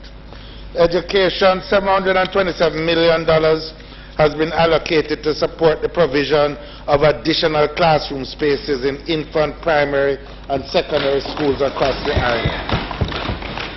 An additional $119.3 billion has been provided to improve sanitation in schools.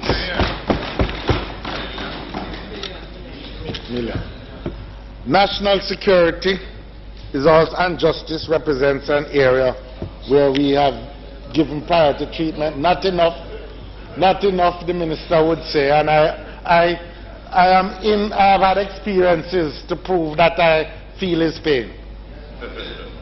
I know that it takes a lot of resources to meet the security needs, but we have tried to provide within the resources available. $1.3 billion has been provided to support improved mobility and upgrade the facilities of the Jamaica Defense Force. $631.2 million has been allocated to complete acquisition of telecommunications equipment and the enhancement of the automated palm and fingerprint identification system. And $500 million will be spent from appropriations in aid by the police to repair and improve police stations and support recruitment. $345 million has been provided for the Ministry of Justice to continue work on improving the justice system, including completion of another phase of the Justice Square Judicial Complex, and acquire lands and complete designs for other judicial complexes in St. James, St. Anne, St. Catherine, and Manchester.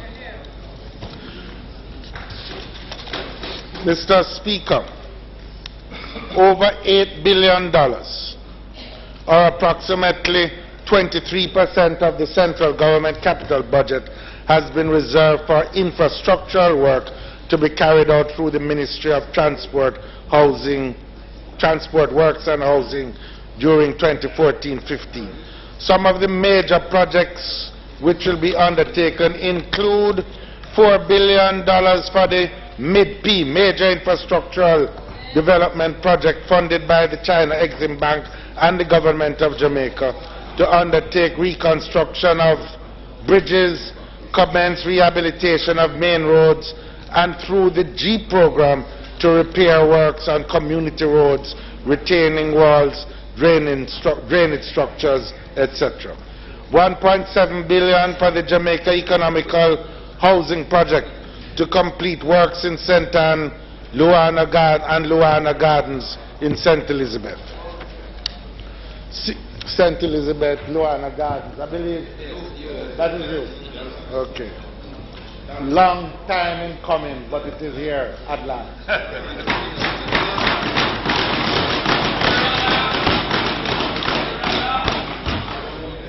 $689 million to complete drainage rehabilitation works remaining on the Sandy Gully under the Kingston Metropolitan Area Drainage Project.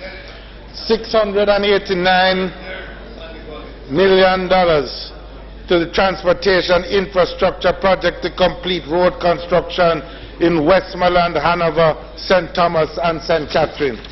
He doesn't want the Sandy Gully benefit. You don't want it.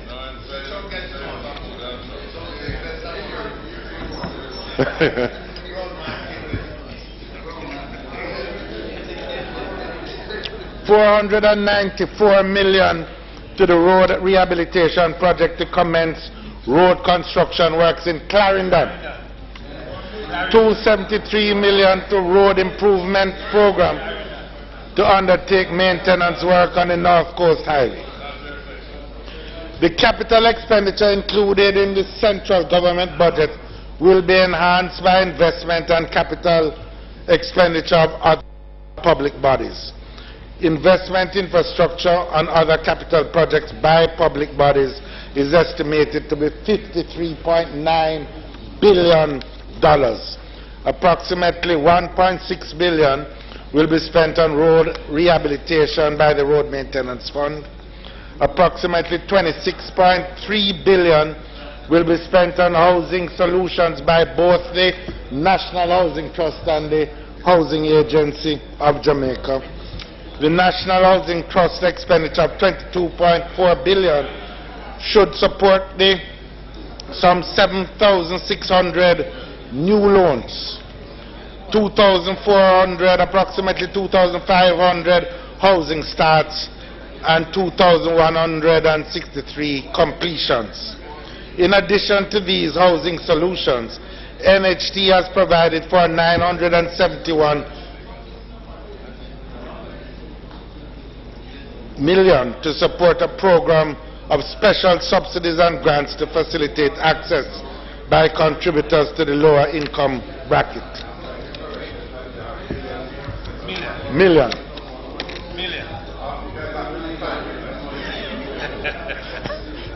I won't say nothing about that. Housing Agency of Jamaica is expected to spend $2.9 billion to work on Whitehall, Phase 3, Westmoreland. But my plan is, my plan before all of this is finished is for us to begin to talk about spending $970 billion on housing. But that is not this year nor next year. But we'll be here still when we begin to do that. It all starts there. The National Water Commission's capital program is estimated at $6.3 billion, of which $1.9 billion will be spent on non-revenue water relief stations, pipeline and installation of residential and domestic meters. The rural water supply project will benefit from an expenditure of $1.8 billion. $8 billion will be spent on the Portmore sewage project, and the tanks and pump project will get another $1 billion. Mr. Speaker, I would like to say something specifically about the Student Loan Bureau, given the interest that so many have in this institution as they seek to satisfy their quest for tertiary education. The first point I'd like to make, Mr. Speaker, is that for this year, the Student Loan Bureau will be able to meet the projected demand at the same level as was satisfied last year. There is a provision of $2 billion, which when added to the expected collection and funds in hand, will meet the demand projected to be at approximately $4.8 billion. In the meantime, I should also point out that the board of the Students' Loan Bureau has approved a number of policy changes which it is expected will make it easier for students to qualify for loans and which will reduce the overall delinquency rates. While I don't propose to set out in detail all the changes, there are some of the changes that I'd like to particularly refer to here. First of all is the decision to extend the moratorium period for particular target groups of beneficiaries such as nurses, pharmacists, and mechanical engineers. Whereas now, there's a fixed moratorium period for all beneficiaries of the Students' Loan Bureau, which ends on December 31st of the year when their course ended. For these groups, the moratorium, which are licensed groups, licensed professional groups, the moratorium period will be extended to include the time before they are licensed to practice their profession, instead of the December when their courses are finished. This will ensure that these beneficiaries have the capacity to earn before they are required to start repaying their loans. The Students' Loan Bureau will also be implementing a two-tiered system of interest rates so that the interest rate during the moratorium period will be lower than the interest charged during the payment period. This will reduce the monthly payments that the beneficiaries are called upon to make. In relation to guarantors, everybody is living longer. The requirements are also being changed. Currently, the stipulation was that a guarantor could not be older than 60 years, which would disqualify many people in this house. That rule is now being relaxed, and guarantors may be accepted beyond the age of 60 on a case-by-case basis, depending on their financial capabilities and providing they fulfill the other stated criteria.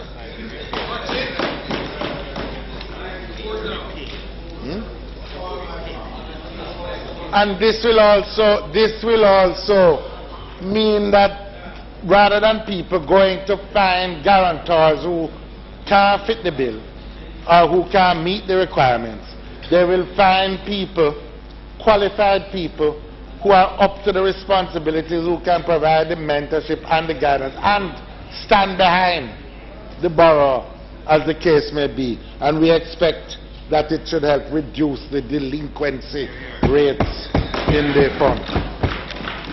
The SLB will also be relaxing the rule whereby one guarantor could only provide a guarantee for one student. Some people have the capacity to do more. And what we want to do is have guarantors of quality rather than just have quantity. Now an individual with the financial means will be able to provide guarantees for up to a maximum of 3 students, provided that he or she proves to be financially capable. So you may be capable, but somebody else may not be. You can go up to 3. Mr. Speaker,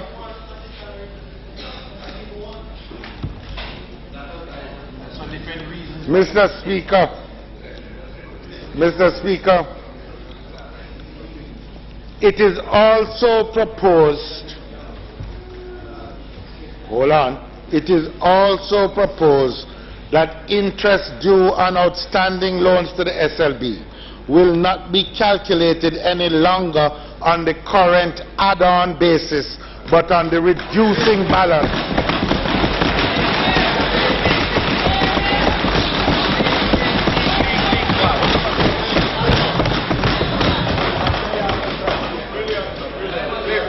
Thus reducing the monthly payment for the beneficiaries who pay. These changes and others should go a far way towards making student loans more accessible and more affordable to potential beneficiaries. Overall, Mr. Speaker, there has been a significant improvement in the level of collections by the Student Loans Bureau, not least because borrowers are now much more attuned to the fact that how they treat with their loan obligations will determine their credit history in this new environment in which credit bureaus exist. And it will affect their capacity not only to borrow from the Student Loan Bureau but from other institutions and to get loans for other purposes, whether it is for housing or for the car loan or for other things. The Students' Loan Bureau and its board has been charged to collect from those who borrow so that another generation can continue to benefit from the Student Loan Bureau. We still have to deal with the overall question of how we finance tertiary education in the country as a whole. We have to explore other means of providing support for students who aspire to higher learning. We have to discuss with the universities and with the private sector work-study programs so that we can assist students to find their way through it, to provide their way through it. Some consideration should be given by private financial institutions to develop more attractive financial products that can assist families to finance their children through university. The Ministry of Finance and the Ministry of Education have begun discussions, and at a later date we'll say more about this, because what we need is a unified national endeavor linking private sector, public sector, universities, students, parents, and everyone to find a way of providing in a new environment what is needed for tertiary education. We cannot continue to have the illusion that all the resources needed in the near term or medium term are going to come from the consolidated fund. To believe that would be to believe an illusion. No, you may grow, you will grow, but we have a commitment. I don't know if you passed, you voted yes, but we have a commitment to get our debt to GDP ratio down to 60% by 2025. That will be your, what, 15th term? Yes. But you've been watching the announcement from whom? But the fact is, we just need to face it. While we expect some greater space in the budget, it's not going to be so vast that we can undertake from the consolidated fund all those expenditures that make our institutions not just available to accept the students, but have the institutions becoming the first-rate institutions in the ranking of the world. We don't just want to have universities to call it a name. We want the best universities that money can buy. And to have the best universities that money can buy, we have to provide money for those universities. And that's what we have to do to try and find a way. Mr. Speaker, on the matter of government domestic payables and arrears, it must be acknowledged that ministries, departments, and agencies, in the course of their operations, like other businesses, do carry payables. However, in addition to normal payables associated with conducting business, several ministries, departments, and agencies have, over the years, built up sizable payments arrears. That is, those payables which extend over 90 days. A significant portion of these arrears go back over several years. In fact, there are arrears that go back over 20 years in some of the ministries, departments, and agencies. The fact is that successive administrations have struggled over the years with this issue of containing the build-up of expenditure arrears in the central government. The problem has up to now, however, persisted.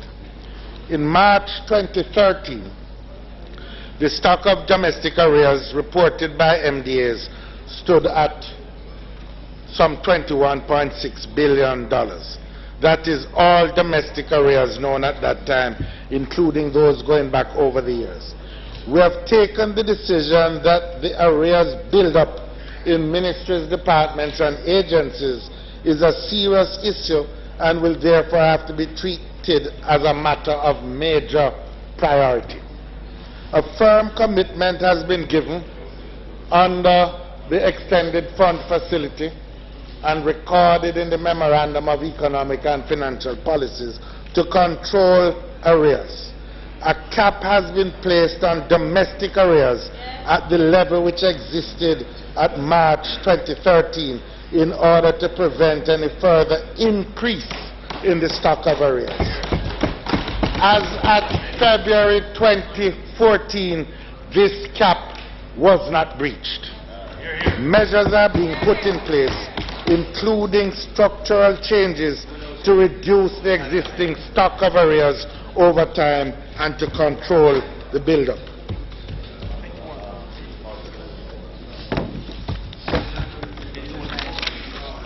Mr. Speaker,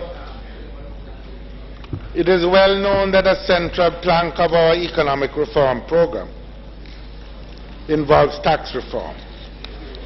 Among the central tax reform objectives is the strengthening of tax administration, improved rates of compliance, but perhaps more importantly, providing incentives for strong economic growth and job creation. Last year, the centerpiece of our legislative efforts in this regard was the so-called omnibus incentives legislation to introduce a rules-based and non-discretionary regime that was accessible to all investors. The new regime focuses on granting of incentives to inputs to production, that is capital and labor, by way of modern capital allowances that are more in line with the useful life of the assets and which allow for a more meaningful, a more generous write-off period for these taxes. It also provides for a new employment tax credit and incentives for the employment of labor by allowing all tax-compliant businesses to claim credit against their income tax liabilities to the tune of 30% of their statutory deductions. And it also provided a new regime to make provision for a reduction of the tax-related costs of the productivity inputs by providing tax relief on imported operating inputs.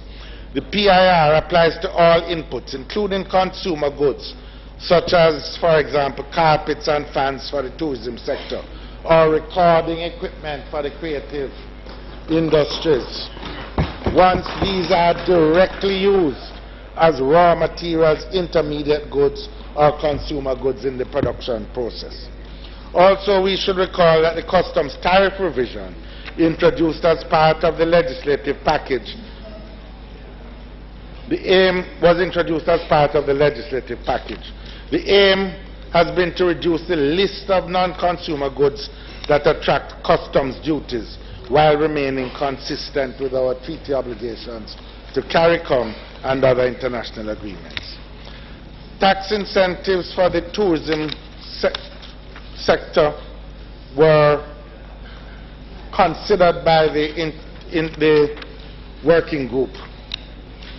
Mr. Speaker, implementation of the new incentive regime is proceeding with active facilitation from the relevant agencies, including Tax Administration Jamaica, the Jamaica Customs Agency, and the Tax Policy Division under the Ministry of Finance and Planning.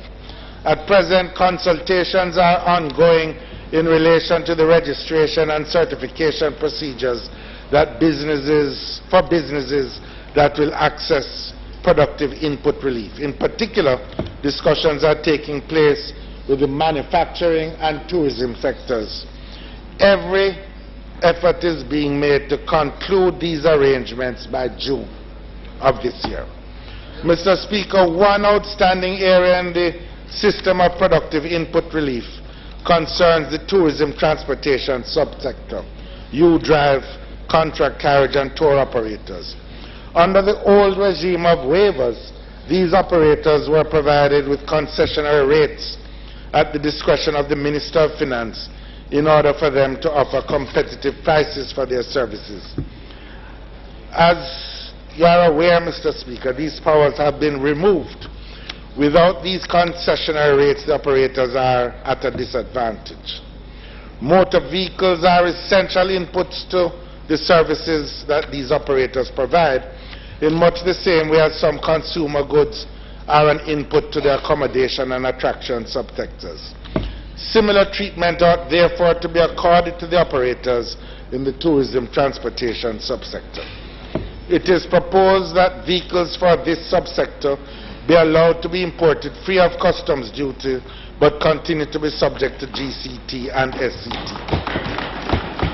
The specific mechanism on this new regime has been agreed and awaits a decision by the Cabinet and to authorize appropriate changes to the legislation.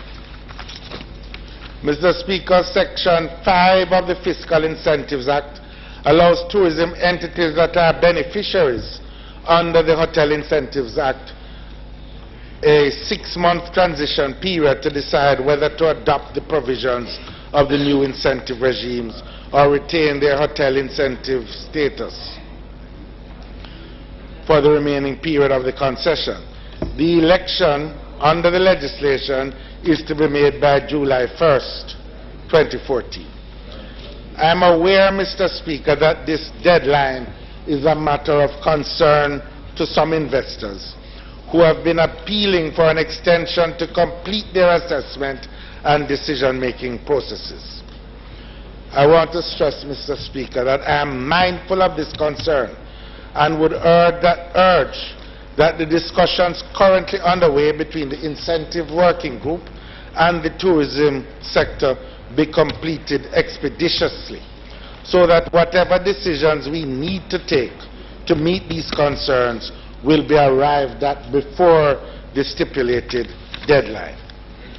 We recognize the concerns of players in the industry that there should be certainty regarding the duration of the incentives provided by this legislation. We are in discussions with Tax Administration Jamaica, the Attorney General's chambers, to provide a workable solution that would be satisfactory to the financial markets. We understand that bankers need just what they are called bankable assurances, that the terms of any agreement will last for the period of a loan or an investment, or the period for the amortization of an investment. And but even as we proceed with these discussions, I want to make it clear, Mr. Speaker, in all honesty and sincerity, that no one should expect that it can be business as usual. We have to step forward into this new world, and thus, so we hope that the discussions will be speedily concluded. We are prepared to make adjustments, but we hope that there is a willingness on both sides to come to a conclusion. Mr. Speaker, I want to just say one more thing before I deal with what everybody has been waiting for. Consideration of the financing.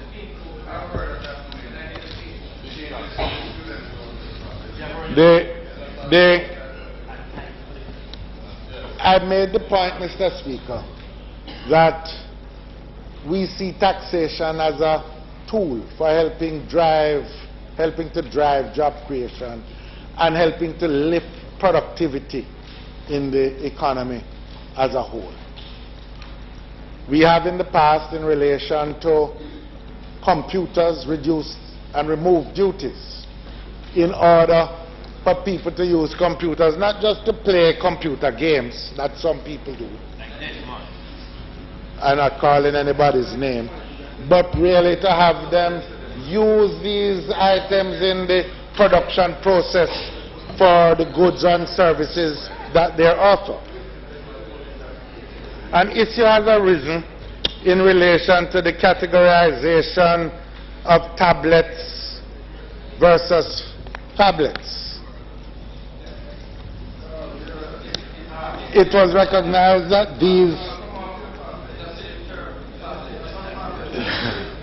a phablet, we know we are in a rapidly changing sector. A phablet is a cross between a phone and a tablet. And when we're talking about tablet here, we're talking about a computer device, not a medicinal portion.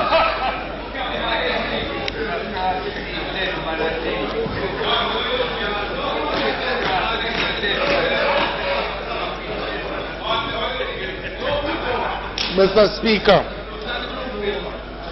tablets were classified similarly with laptops under the tariff heading 8471, and therefore did not attract any customs duty. Given that phablets represented a cross between the tablet and the phone, and provided that the characteristics was indistinguishable as to whether it was a phone or a tablet, the classification was interpreted as being classified as a phone under tariff heading 8517. Phablets would therefore attract customs duty of 20% as set by CARICOM. With the rapid changes in technology, it was felt that this classification was prejudicial, as many of the tablets had similar characteristics to phablets. It was therefore felt in the interest of equity in classification and in the interest of driving productivity improvements in our domestic economy that the classification for phablets should be the same as that for tablets. It is expected that this change will provide greater access and widen the use of technology products for learning and productivity. Against this background, the Ministry of Finance and Planning has advised the Customs Agency to classify phablets under tariff heading 847-130 with description portable automatic data processing machines weighing not more than 10 kilograms, consisting of at least a central processing unit, a keyboard and a display under the World Customs Organization, provides a unique classification. The effective date of this, Mr. Speaker, is May 1st, 2014. At this time, the impact on revenues cannot be estimated, but is not considered to be significant. What?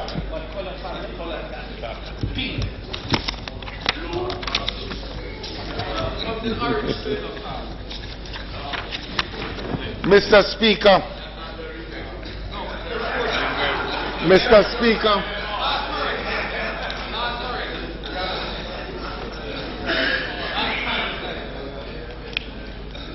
you can, Madam Clerk, you can circulate.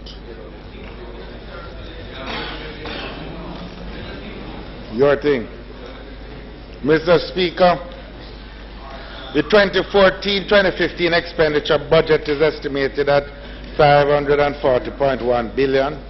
Revenues and grants are projected at $421.2 billion, leaving a financing gap of $118.9 billion.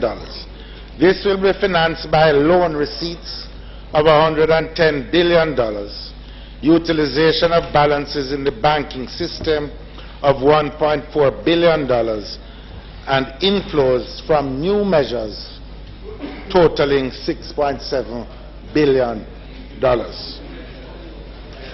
Tax revenue of $377.6 billion for last year is tax revenue projected at $377.6 billion is 9.8% of the outturn for 2013-14 and represents 23.4% of GDP. Included in the tax revenue forecast is an amount of $3.2 billion already announced for the minimum business tax, betting, gaming and lotteries, and tidying up of customs regulations. All of these were introduced last year. The legislation to cover these taxes are already before the Parliament. The tax measures projections also include various small measures designed to tighten administrative features of existing taxes and plug loopholes. Non-tax revenue is estimated at $34.2 billion, down from $41.1 billion outturned in the previous fiscal year. This includes payment for new licenses, renewal of all licenses applicable to the telecommunications sector, totaling $4.3 billion, and capital revenues of $1.5 billion. The projected grants for 2014-2015 is $8.6 billion, down from $10.6 billion received in 2013-2014. Loan receipts of $110.9 billion comprise $54.6 billion from external sources and $56.3 billion from domestic sources. The external sources is some 0.8% above the inflows from last year's, and the domestic is 40.3% above the outturn for the last fiscal year. Mr. Speaker, you will note that the financing identified above is short of some $6.7 billion to fully fund the 2014-2015 budget. This amount must come from new taxes. Mr. Speaker, no administration and no Minister of Finance likes to impose new taxes.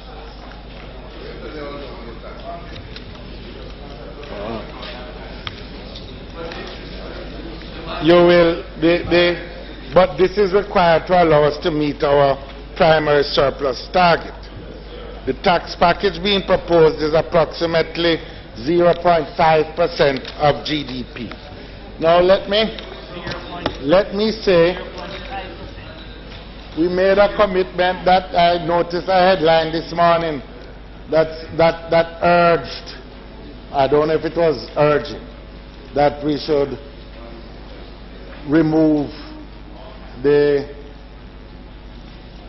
special consumption tax on petrol and do it by GCT. We made a commitment that we were not going to do anything on petrol, and in any event, the government of Jamaica, is of the view that that would entail serious collection difficulties, getting it from up at Devon and Prattville and Ashtonish and other places. So it's a complicated issue.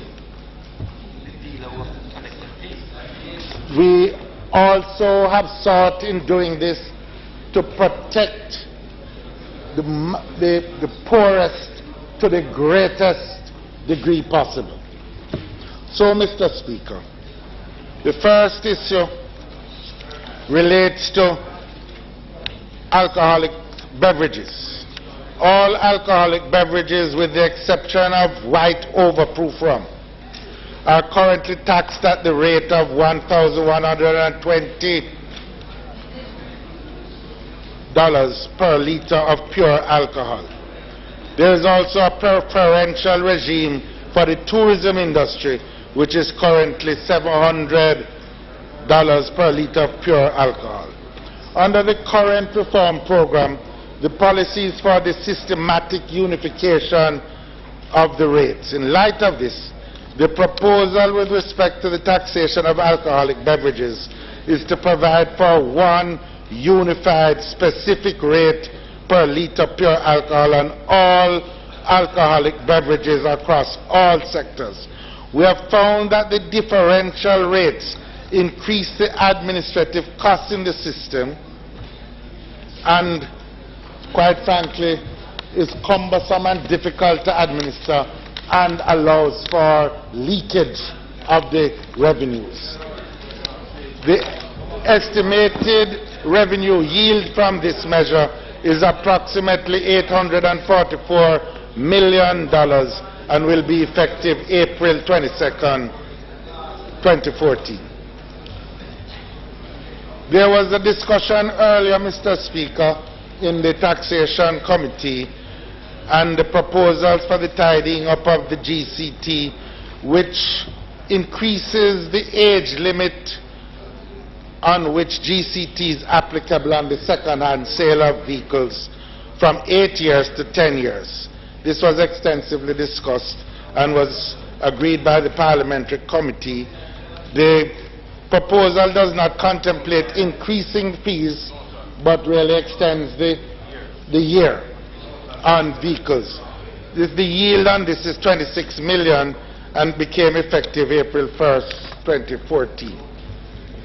Mr. Speaker, we propose to introduce a levy on deposit-taking institutions and encashments from securities dealers.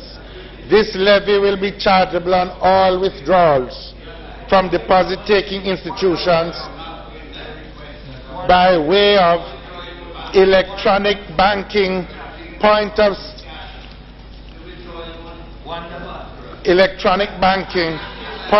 sale transactions, checks, ABM, ATM, ETM, or over-the-counter and internet transfers. The levy is charged on the banks and will be charged for encashments from security dealers, whether partial or full. It is being proposed that a minimum ad valorem levy, as detailed below, will be charged on the value of each withdrawal. Less than $1 million, the levy rate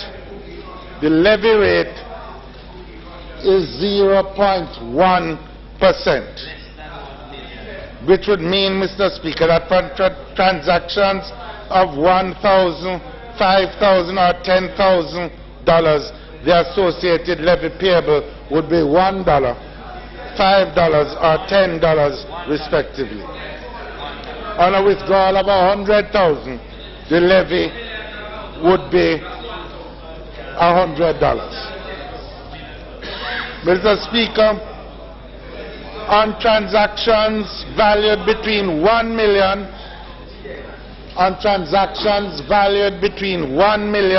to $5 million, the levy rate is 0.09%. Greater than $5 million, less than $20 million, the transaction rate is 0.075%. Greater than $20 million, the transaction rate is 0.05%. Stamp duty charged on check transactions will be removed. The revenue yield from this measure is estimated at $2.3 billion and will be effective as of June 1st, 2014. Insurance companies are currently subject to corporate income tax at a reduced rate of 15%. This rate was left unchanged in the recent rate adjustments made under the fiscal incentives regime.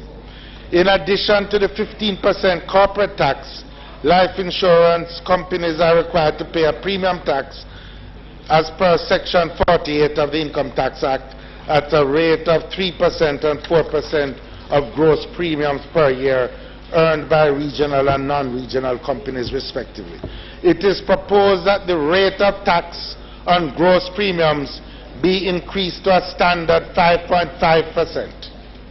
The second change being proposed is to increase the 15% income tax on net investment income to 20% for all insurance companies.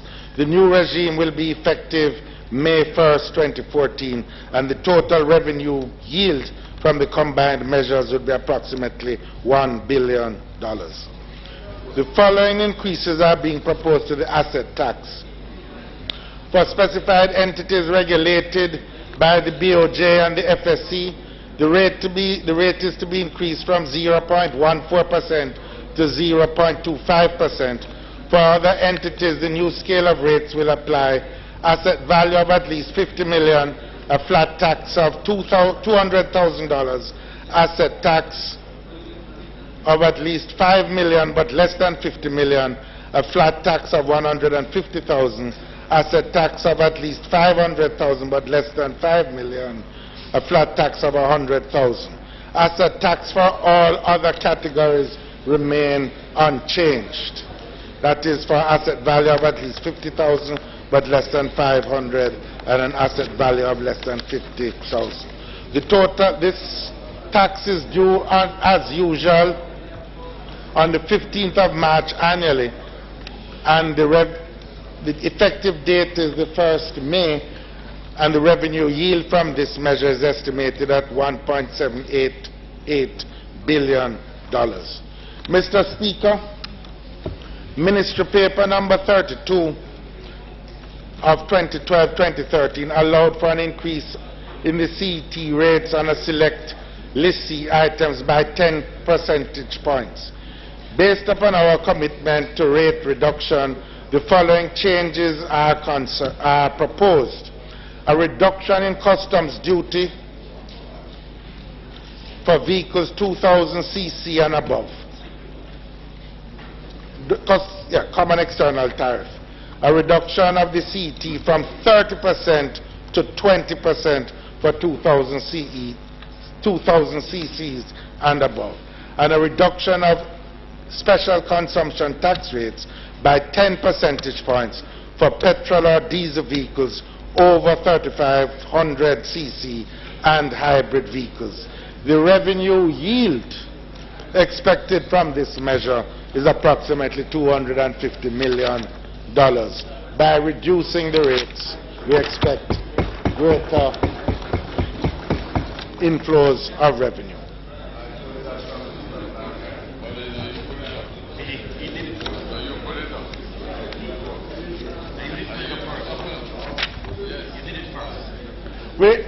But we agree with you.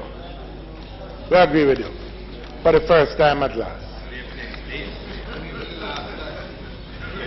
Mr. Speaker, in relation to the percentage of the special consumption tax on petrol, which currently goes to the Road Maintenance Fund, which was intended to satisfy the loan repayment on the US $340 million guaranteed debt from the China Exim Bank, given that the guarantee of the government of Jamaica has had to be put in place and called. Those resources will now be redirected from the Road Maintenance Fund to the central government and the consolidated fund. This will provide to the consolidated fund an additional $1.2 billion. Mr. Speaker,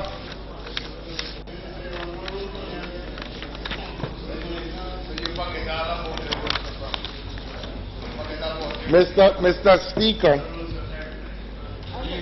this administration has a firm commitment to relieving the pressure on the most vulnerable and among us and on those with the lowest income.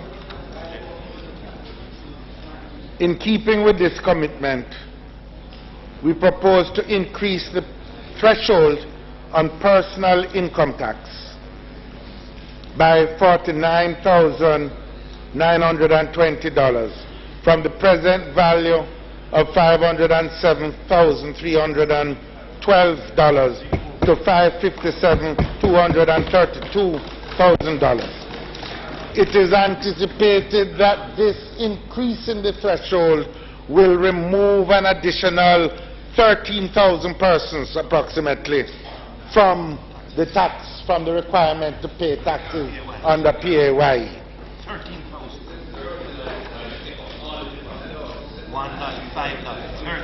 The estimated revenue loss is $650 million, and the effective date is January 1st, 2015. Mr. Speaker, history provides us with no example of an economy that has underperformed for as long as we have, to be restored to financial health and sustained economic growth without sacrifice and challenge. Last year, all of us collectively took the decision to bring a stop to any further deterioration in the Jamaican economy. We took the decision to pay down the massive debt burden so as to be able to invest more over time in improving social services and maintaining our physical infrastructure. We took the decision to regain the respect and trust of the international financial community. We took the decision to reform the public bureaucracy in order to create a more business-friendly environment for investors and improve efficiency, with which we provide services to our fellow Jamaicans. Above all, we took the decision to begin living within our means. These decisions were backed up by the sacrifices of our pensioners, our bondholders, our public servants, and Jamaican families that have had to learn to stretch each dollar to make ends meet. The report that I have just given on the state of the Jamaican economy over the past year, Mr. Speaker, provides irrefutable evidence that these sacrifices have not been in vain. All the indicators point to the fact that we are on the right track, that the economy is back to growth, and that we are attracting investments. Against this background, my message today is that we are going to continue this path until we reach our ultimate goals: sustained growth, increased employment, improved living standards.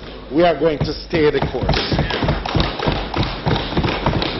Mr. Speaker, while we are on this road, I know only too well the burdens that Jamaican families and business enterprises are being called upon to bear. We live in a world, Mr. Speaker, that is constantly changing and is increasingly competitive. The world has moved on, and so must we. We are going to require new thinking and innovation at every level to remain competitive, even as we work to achieve sustained economic growth. We approach the future with confidence. The debt is being reduced.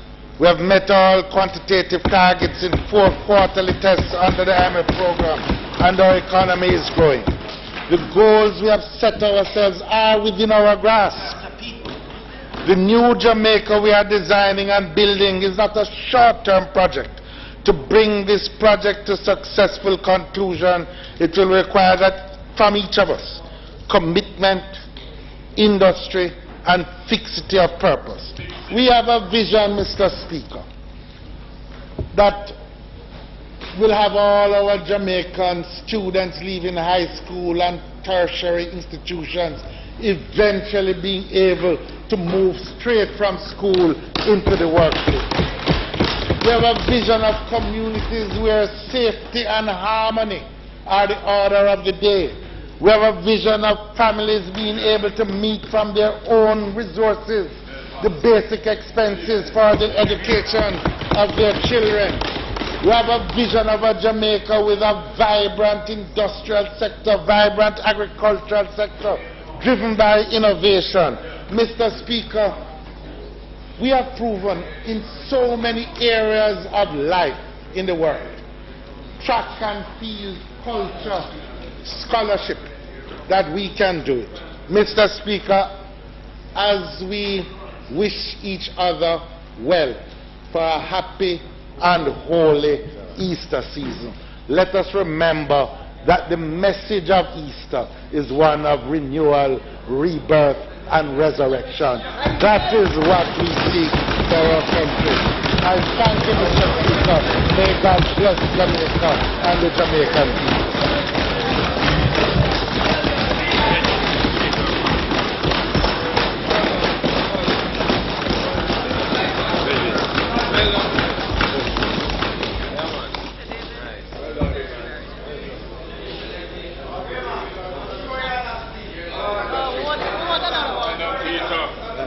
Thank you, my brother.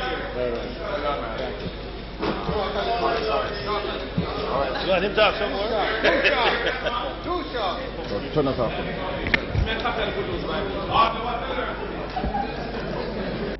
Mr. Speaker,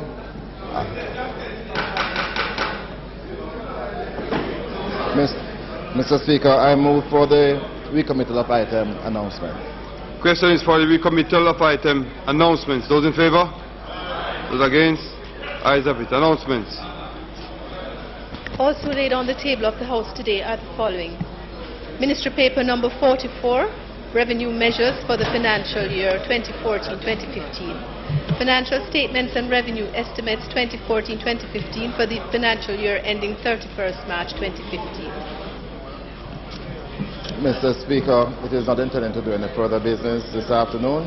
I therefore move for the adjournment of the Parliament until next Tuesday, April 22nd at 2 p.m. when the opposition spokesperson on finance will participate in the budget. The question is for the adjournment of the Parliament till next Tuesday, this 22nd of April, 2 p.m. Those in favour? Those against? Ayes have it. House stands adjourned.